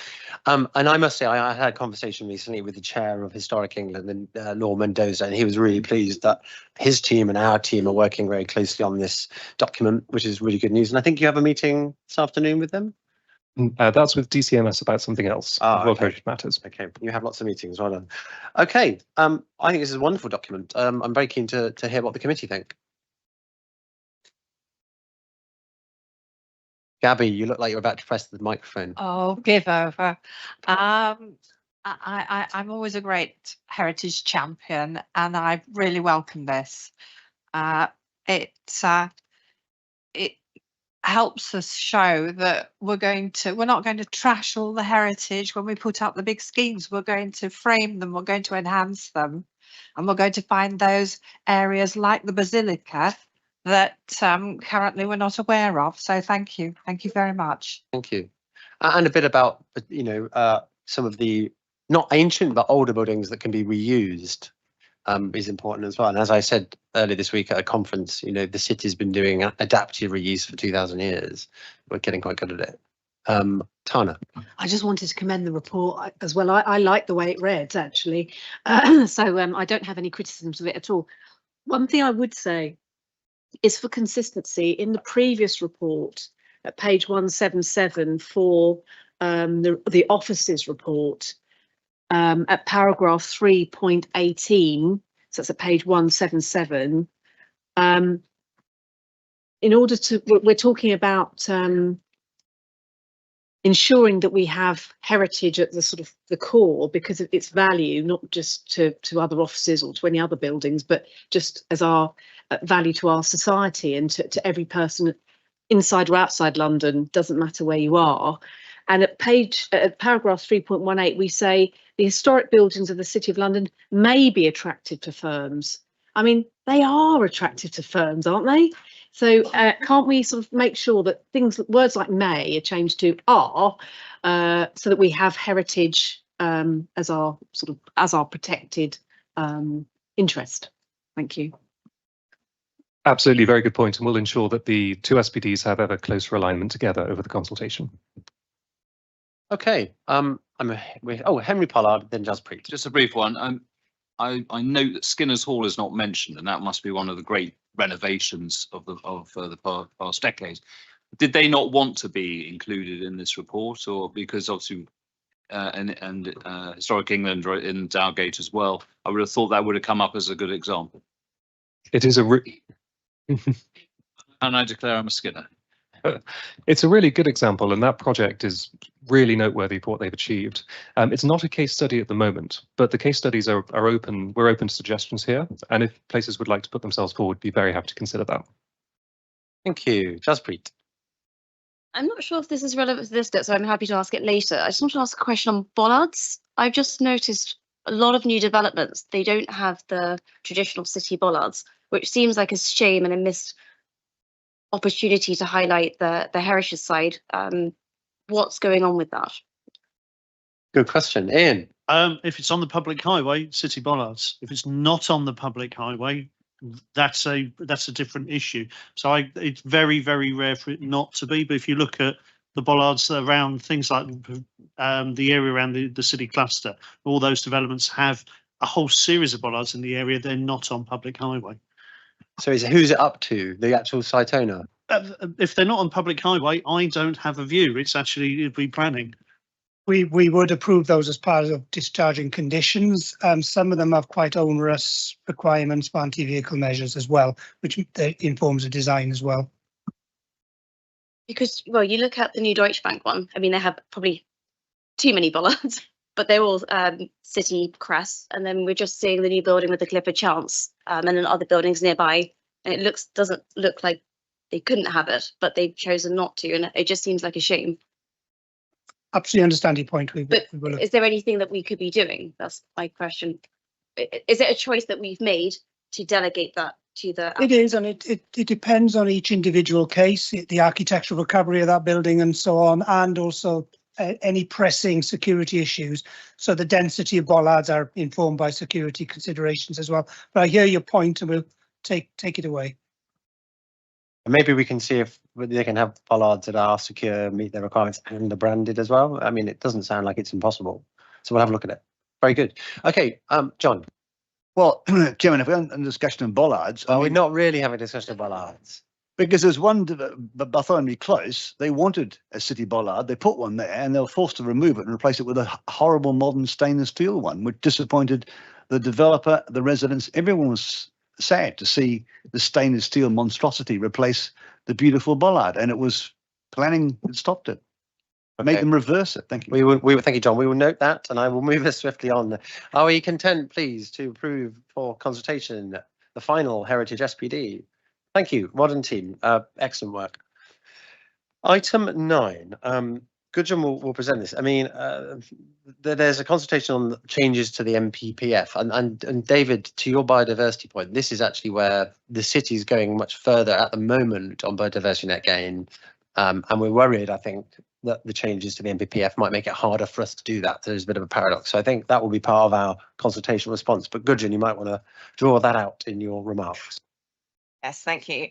Yes, so just to make clear, this is two proposed consultation responses to the government's consultations on the new MPPF and their design and placemaking PPG guidance. And on both of those, that consultation period actually closed on the 10th, but MHCLG have given us an extension to enable us to bring our response to this committee. So we will be turning it around. We have an extension till the end of the day to send that via email. So in relation to the MPPF, so there's quite a lot of different documents that have been produced by the government. One is a very extensive consultation document with 225 questions within it, and then there's also a representation of what the new MPPF will look like if those amendments are brought through. The main changes in terms of this MPPF are that it introduces specific policies, so plan making policies and national development management policies. So those national development management policies are new. There's been quite a lot of debate about whether these policies should have statutory or non-statutory basis. The government has proposed to give them non-statutory basis, which means they don't fall part of the development plan. They are material considerations in the determination of planning applications. However, our concerns, which are very much echoed across other industry responses that we have been party to, are that this approach could potentially undermine the plan-led system, giving too much weight to the MPPF as a material consideration, and alongside the weight that should be given to the development plan that's clearly set out in the statute. Further to that, we're also concerned that parts of the MPPF are saying that any policies of an up-to-date development plan, and including development plans that are up to date, that are inconsistent with the MPPF, would be giving very, very limited weight in planning decisions. So obviously we're concerned about that, given in mind that we're just about to, or hopefully being adopting a new city plan in the summer. And so our consultation response makes our concerns clear. Further to that, I mean, there's also that approach enables that there's less certainty for developers in terms of what the weight will be given to each policy or the development plan in planning decisions. So our approach suggests some solutions to that. Just to draw out a few other policies that we feel that are particularly of note. So policy PM6, so that's a plan making policy, states that the local plan shouldn't duplicate, restate or modify what's in the MPPF. That is already the case. That's been the case for quite some time, but essentially it does limit the potential opportunity to develop locally bespoke policies that are required. So policy PM13, that is also sets out a limit to what other local standards can be produced in development plans. So obviously we've got concerns around that limiting of that scope, particularly since we've been really progressive in terms of our policy in relation to low carbon energy efficiency and construction and equality as well. The other kind of major concern is around the permanent presumption in favour of sustainable development. So currently the MPPF sets out that presumption kicks in only where a plan is either out of date or silent, or other matters around housing land supply haven't been met. Whereas this approach is essentially setting out that all development proposals within settlements should be approved unless the benefits are substantially outweighed by adverse effects against the NPPF and other policies development plans. So essentially it's the presumption of favour of approval under most circumstances, as opposed to when your plan was out of date. Yes, and then drawing attention again, the point on biodiversity net gain. So as I said, our approach to biodiversity net gain is really about bringing forward the spirit of the 2021 Environment Act in terms of giving meaningful net gain within the square mile where there are where otherwise the applications would generally be exempt from the statutory requirement. And as I said, any policy that would be considered inconsistent with the NPPF would be said to be given very limited weight in decision making. So we're concerned that that would mean that our ability to apply that bespoke approach to applications in the square mile that genuinely deliver additional biodiversity net gain would be more limited. So other concerns really are around kind of the emphasis on economic growth. Our response is really just kind of reinforcing that the importance of the square mile, and in terms of the role of the financial and professional businesses in particular, and how that could be brought out more positively in the NPPF draft. So as I said, the other consultation response is design and placemaking guidance.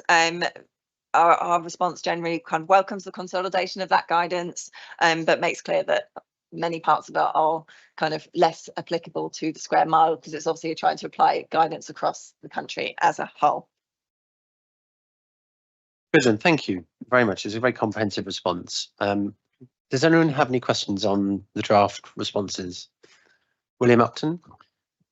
Thank you. Can I say thank you for the detailed response, and I'm glad you've been able to get a few more days, but I'm slightly surprised.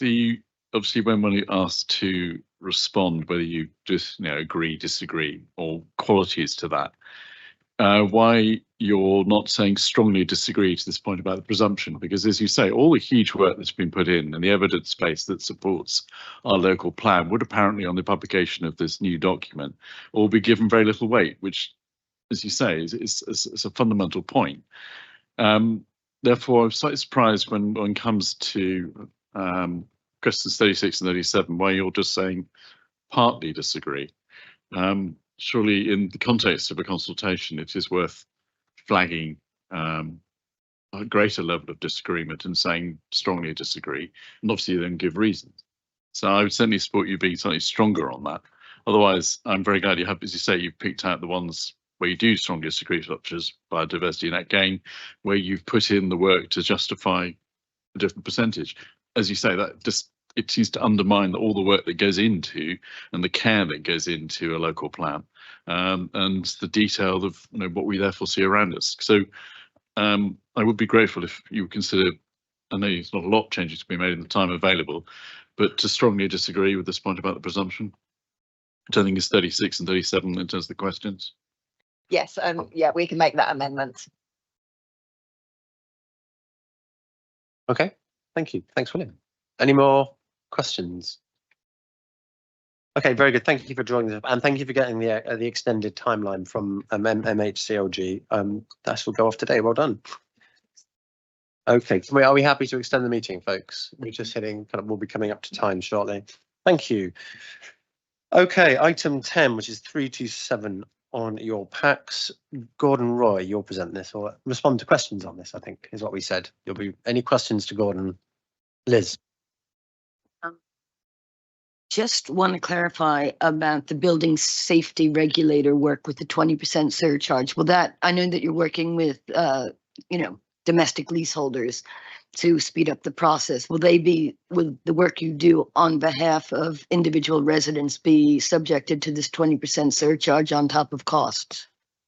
I wasn't quite sure from reading it. Basically, yes. At this moment in time, we are currently working with MHCLG to reassess what is known as Category A and Category B work. Work to the domestic flat is Category B work, and we are hoping that will be reverted back to the local authorities directly later this year or early next year, which will mean that it will be a much simplified and cheaper process. But yes, it will be. Is there any way that could be carved out in the short term in terms of, you know, people's individual flats that are going to be subject to this? Under the current system, no, we can't. But we have to agree with the regulator a flat fee, and that will be applied across.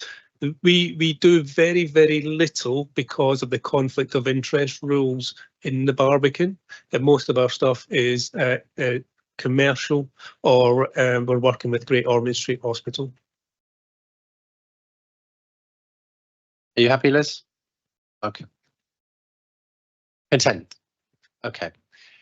Thanks, Gordon. I think we're okay to approve that. Thank you. Now, item 11 is a very interesting one. It's a statutory biodiversity report. This is a report that we have a legal requirement to provide. We've chosen to extend it beyond simply the work of P&T to much more of the corporation. This committee is interested in particular, obviously, to that which comes under P&T. But I think we have Ben to present it. Thank you, Chair. So members are presented the report in Appendix 1, which is the report which sets out the City Corporation Statutory Biodiversity Report.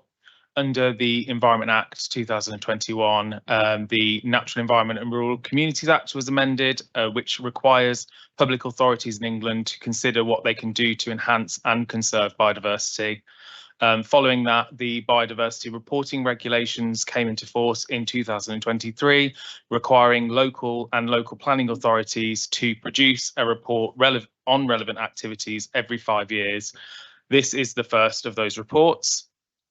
Members previously approved the first considerations report, which was the predecessor to this report, setting out what we would consider in that report, and this is now fulfilling those considerations. So members of Planning and Transportation Committee are asked to approve the contents of the report relevant to their terms of reference.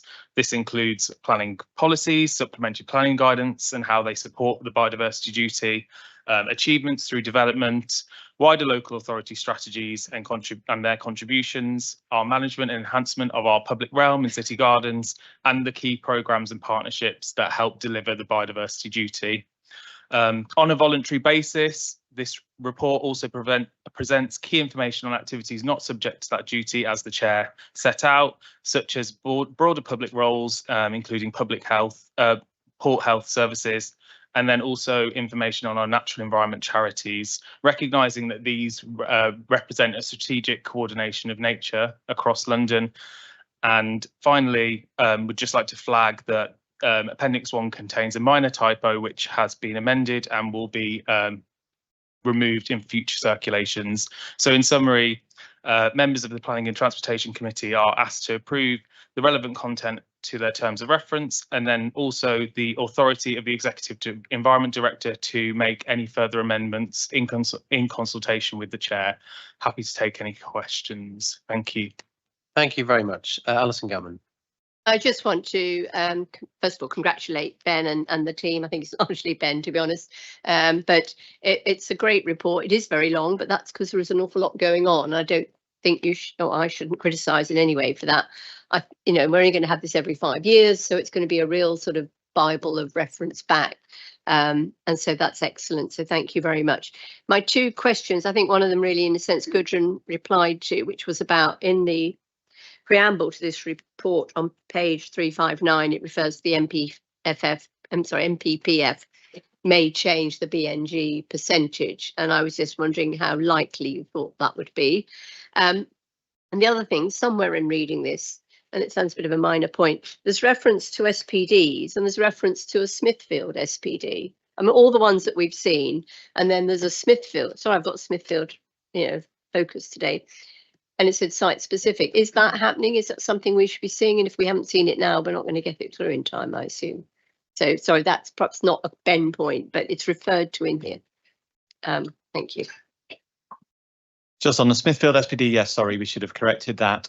We are exploring the possibility of supplementary planning, of a supplementary plan for the Smithfield area, but focused primarily on the east and west markets to give guidance on those. But that's in an exploration stage rather than anything further than that at the moment. Likelihood of the NPF, we don't know, basically, I'm sure you're going to say.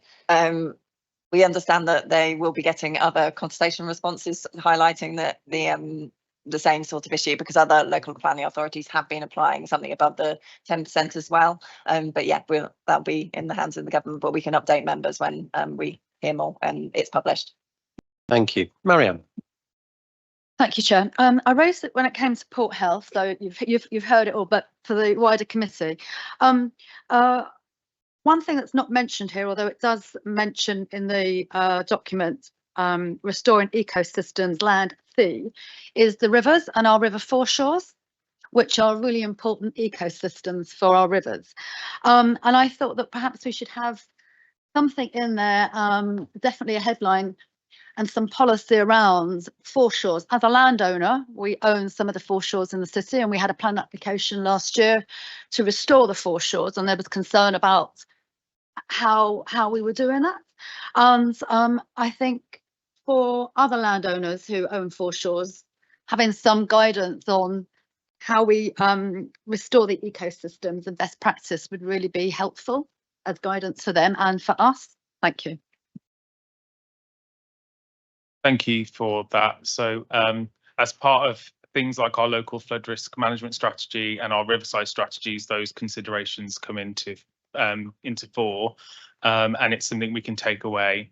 I think obviously there are limitations on what can be achieved, but there are obviously opportunities that we need to explore further. Thank you. Which part? Perhaps we can have a paragraph in the report in 5 years' time on what we've been able to achieve. Good idea. Well, and what part of us corporation owns those foreshores? City surveyors, would it be? I'm just trying to work out. Curious. The bit of river foreshore was in my ward, and the city surveyors were, sorry, Gordon, were being sort of client and tenant, client and yeah. And, so yeah. So some Trina of it De Silva was the client. Some of it is owned by the corporation, some of it is owned by the city surveyors in terms of the development, some of it is owned by CBF in terms of the properties, some of it's private. We on behalf of the corporation, our engineering team look after our part of it. So that's why we had the one last year, as you mentioned, and we were introducing some little rock pools within that development for the ecosystems. So yeah, so we maintain quite a lot of it for the corporation. Yeah, so it feels like one of those kind of things that can slip through the cracks. We want to make sure that it is noted today, and we can try and corral other parts of the corporation. Because as the planning authority, we take the decision on how they restore the foreshore and improve the ecosystem. Very good. Thank you, Marianne. I've got Tana Adkin next. Thank you. Thank you, Chair, and thank you, Ben. Page 401 of your report, you might know what's coming, I hope, because 120 Fleet Street is not somewhere I think we should actually be using as a case study or an example, given the hole in the ground that's still there. I wonder, we must have a better example than 120 Fleet Street. Please, sorry. Thank you. The case study was taken from the supplementary planning document for sustainability, but that is noted, and we will consider future case studies. And I share your frustration. I think we all do, that nothing's happening yet with 120 Fleet Street, and we'll be exploring all avenues available to the corporation for unlocking that site. Well, I'm sure that all the planning is brilliant, and what's said about biodiversity is all, the plan. But the fact that the building is still a crater it just doesn't look good. It's not something I think we should be waving about and saying, look at our wonderful biodiversity, and then we're pointing to a hole in the ground. Yeah, it's a very good point. William Upton. Yes, it's to do with, I suppose, the inclusion of something outside our just square mile. It's the Natural Environment Charities. I'm very welcome to see them there. Could we actually have a plan included? Because I think people may not be aware when they see the report. You have other plans, obviously, the square mile, but would an appendix of them be useful as well? But I had a query because, of course, is it one of these areas that might fall through the cracks?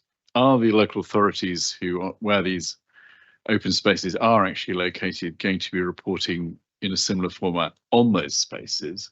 Or are they going to omit them because we are the ones who are solely responsible for them? Because it'd be a real shame to them to sort of fall through the crack. But if they are also mentioning it, then there's a useful cross-reference.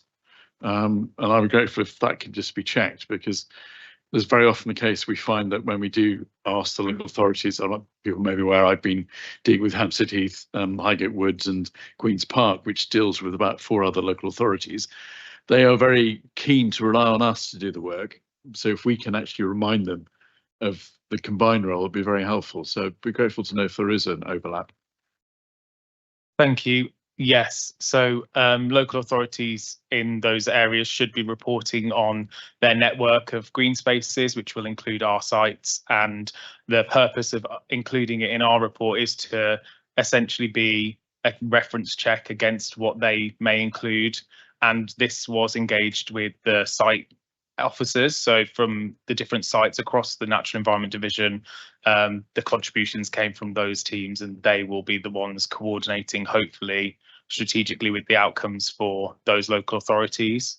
And that was essentially the approach that we were taking, that we wanted to ensure that we captured that picture, and hopefully then that can be shared more widely with those local authorities. So we'll ensure that that's taken forward. Thank you. Thank you. Okay, are we happy therefore to approve? Oh, Hugh. Thank you, Chairman. Just one final point. I mean, this is a great report, and one thing I'd particularly like to draw the committee's attention to and applaud is the corporation's approach to partnering with external organisations. Personally, I have got a huge amount out of working with Pollinating London Together, a charity which is funded at no cost to the taxpayer and yet harnesses fantastic expertise on this very specific niche area that we would struggle to sustain our own in-house expertise, and can deliver huge benefit to the city. It's great that we're doing it, and I hope we will continue to do what we're doing and do more in future, Chairman. Thank you, Hugh. Well, with that endorsement, are we content to approve the report? Thank you very much. Thank you again for bringing that excellent report, Ben. Item 12, this is an appropriations report from the City Surveyor. I think Neil is available from City Surveyors. I'm going to just, Neil, go straight to questions, if that's okay. Does anyone have any questions from Neil, who's been patiently waiting on Teams for us? I'm sure you find it thrilling, so isn't it? No? Are we okay? We're happy to approve. Thank you. Item 13, this is City Fund Surplus Declaration. I'm going to again go to questions straight away. I think this is a fairly procedural paper. We happy? There we are, that's approved. Item 14 was starred, carbon offset information report, so usually not for discussion. Alison, you flagged you may have a question.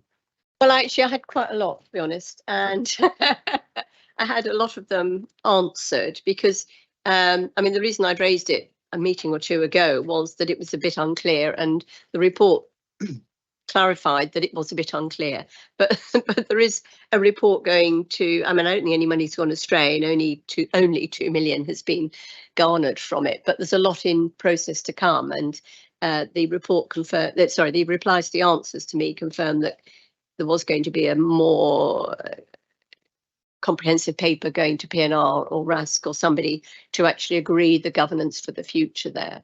I mean, I think just as a general point, there's a lot of money that comes into the corporation through various sources, you know, SIL, 106, off-street parking, and this carbon is the same, 278. You know, it's really important that that is dealt with properly and appropriately to the right areas and not just agglomerated to some scheme that seems like a good idea. So I'm glad to see that, and I'm waiting to see that report that will go to PNR so that we can be assured of that money being properly and appropriately given away.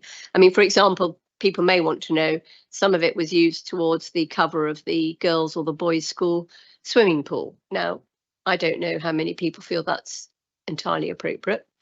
It's for a single site. It was to do with our carbon emissions across the city, but you know, was the independent girls' or boys' school, both of them have had money from this. Was that as important as, you know, other areas? That is the decision that we need to be made.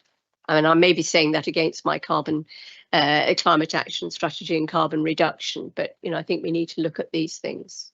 Thanks. Good, all good points. Did officers want to address them?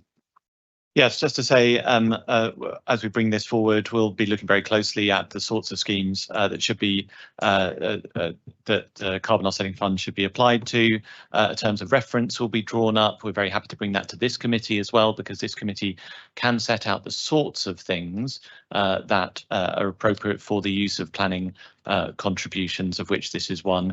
It is obviously appropriate that the Resource Allocation Subcommittee and P&R are the committee where the actual allocations are decided. We'll work very closely with town clerks to make sure we get the governance right on all of that. We're also looking to bring forward a infrastructure delivery plan, which again is within the purview of this committee, but also within the purview of P&R, and that will be coming to this committee in June. Okay, any further questions? No, okay, thank you. Well, I think we're content to therefore note item 14. Turning now to item 15, risk management update report. This also was starred, but I think Alison, you also had a question. Two things. My first question, although I did have a reply because I've written previously, was whether we consider the loss of the World Heritage status of the Tower of London, albeit not in the city's land. Is that a risk that should be added to the risk register? That's my first question. And the second question was around the Transport Strategy Inclusion Action Plan, which was meant to be delivered in March. I haven't seen it. It's under the Vision Zero delivery plan. I don't know if that's on its way. And just to echo the point that Hugh raised, where does the risk around, I suppose, civil defence, because that's what he was talking about, which is, some issue and all the generators don't, the electricity doesn't work, the grid doesn't work, the generators don't work. The generators are only meant to be for 4 hours, by the way, Hugh, we learned the other day. Where do we, it's infrastructure that will be damaged if we have a major outage or a commingling, agglomeration of different things all happening at the same time, whether it's climate risk, whether it's obviously terrorism, whether it's some other kind of thing. And I don't know whether this is on another part of our risk register in the city, or whether we, dealing with infrastructure, should be concerned with that. Thank you. Thank you for those questions. Let's start with the first one. So Tom Nicholas, you could perhaps talk about the World Heritage status. I think that is what your meeting is this afternoon about. That's correct, yes. So just to cover this point, so based on the UK government's position and the position of this committee in approving various schemes and projects, we don't consider there is a risk here to the World Heritage Site status.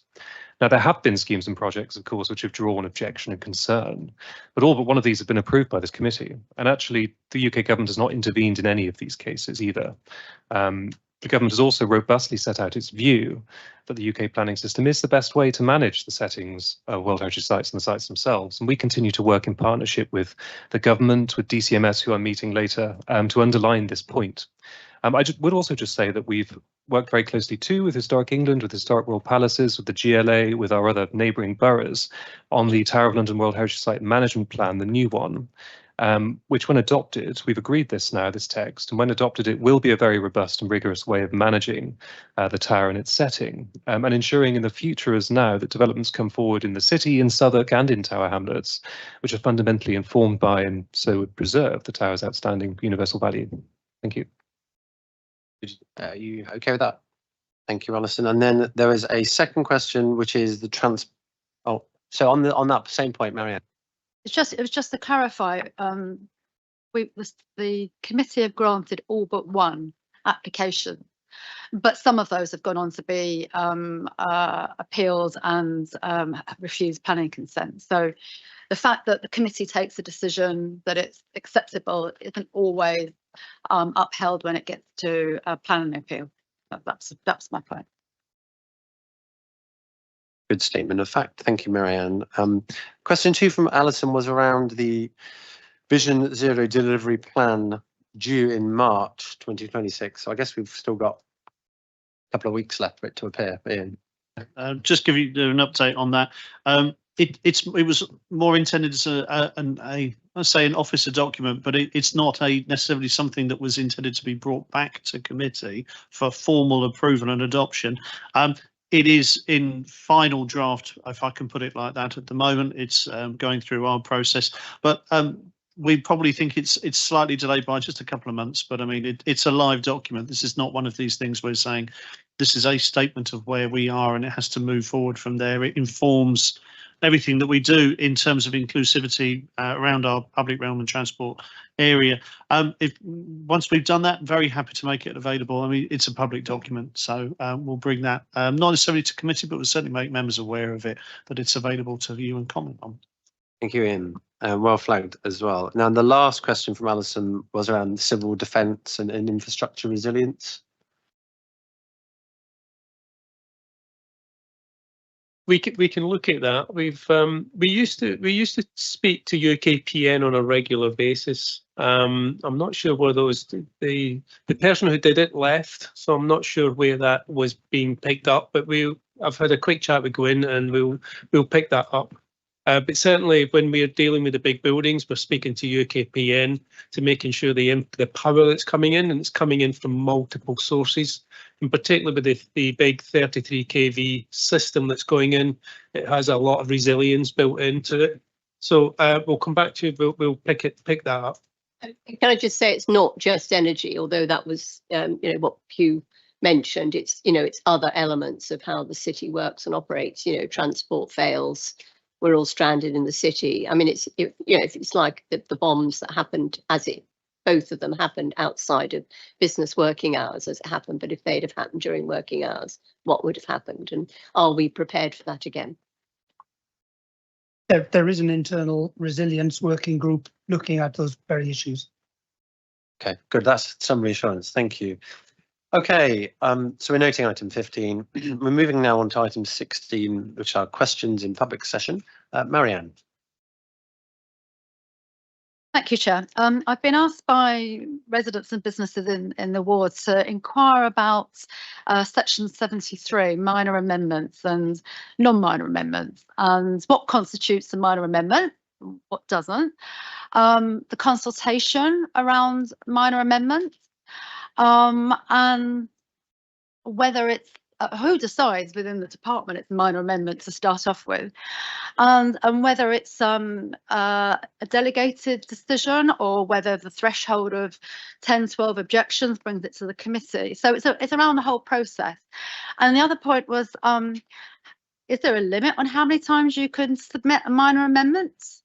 And at what point does a minor amendment and another minor amendment, another further, absolutely change the original idea of the scheme to the point that some people who would not have supported the scheme if they were to believe that this was the final outcome? So what's the process? Is it worth somebody objecting, or is it something that you just nod through? Thank you. Thanks, Marianne. Who will answer this? David. Thanks, David. Thank you, Chair. Yes, Marianne, I did obviously reply a written response to you yesterday, so hopefully that was helpful and provided a link to the government guidance on actually flexible options for planning permissions. So I think, as I set out, for section 73, that's effectively a variation of a condition, which can be a minor material amendment to a proposal. I'll just read from the quote within the guidance. It says, there is no statutory limit on the degree of change permissible to conditions under section 73, but the change must only relate to conditions and not to the operative part of the permission, which is the description of demand, effectively. It goes on to say that provisions relating to statutory consultation and publicity do not apply. However, local planning authorities have discretion to consider whether the scale and nature of the changes warrants consultation, in which case the authority can choose how to inform interested parties. I would say that when we do get section 73 applications, we do undertake consultation. We'll put a site and press notice in accordance with the original proposal, and on occasions, if there are adjacent residential premises that might be affected by the proposed changes, we'll also consult those. Then moving on to non-material amendments under section 96A. Again, if I'll just quote from the guidance, it says there is no statutory definition of non-material. This is because it will be dependent on the context of the overall scheme. An amendment that is non-material in one context may be material in another. The local planning authority must be satisfied that the amendment sought is non-material. Then it goes on that provisions relating to statutory consultations and publicity do not apply. Therefore, local planning authorities have discretions in whether and how they choose to inform other interested parties to seek their views. Generally, on non-material amendments, we don't undertake public consultation because they are considered to be non-material in nature. And therefore, that's the process that's established both in the city and other local authorities. I think generally in terms of the sort of cumulative impacts, certainly in terms of non-material amendments, local authorities are required to take a view on these sorts of the cumulative impact of the amount of non-material amendments. So if it does come to a point that the scheme is so changed by a series of non-material amendments, then again that can affect how it's considered to be, whether non-material or a minor material, or indeed a new application altogether, which does happen in some cases. In terms of the delegation, yes, they are delegated under to the Director of Planning and Development. And I think that's, so just thinking otherwise, I need to make a point on that. Yeah, so therefore they are specifically set out within, sort of non-material amendments are set out within the scheme of delegation, that they should only be dealt with by under delegated authority. But in terms of section 73, you know, if it did have the same number of objections that a normal application with as in more than 9, then you know, it would go to the planning committee. And indeed, if members, if officers considered that the scheme was, you know, of such importance, such changes, again, the director could choose then to bring it back to committee, you know, in consultation with the chair. Thank you. Thank you. To that, sorry. Yeah, go ahead. If a scheme has been altered to the point that it's at variance, significant variance from the scheme that this committee considered, we will bring it back to that committee. I think I've made that pledge before, and so if they are moving the goalposts, as it were, we will bring it back to committee. Thank you. That was reassurance is very helpful. So I assume removing retail elements, removing the public benefit elements, that sort of stuff would be although it's classed as a minor amendment, the public see it as a major transformation from the original scheme. You will be bringing that back. And again, would you ask the developer to carry out wholesale consultation as they did with the original scheme?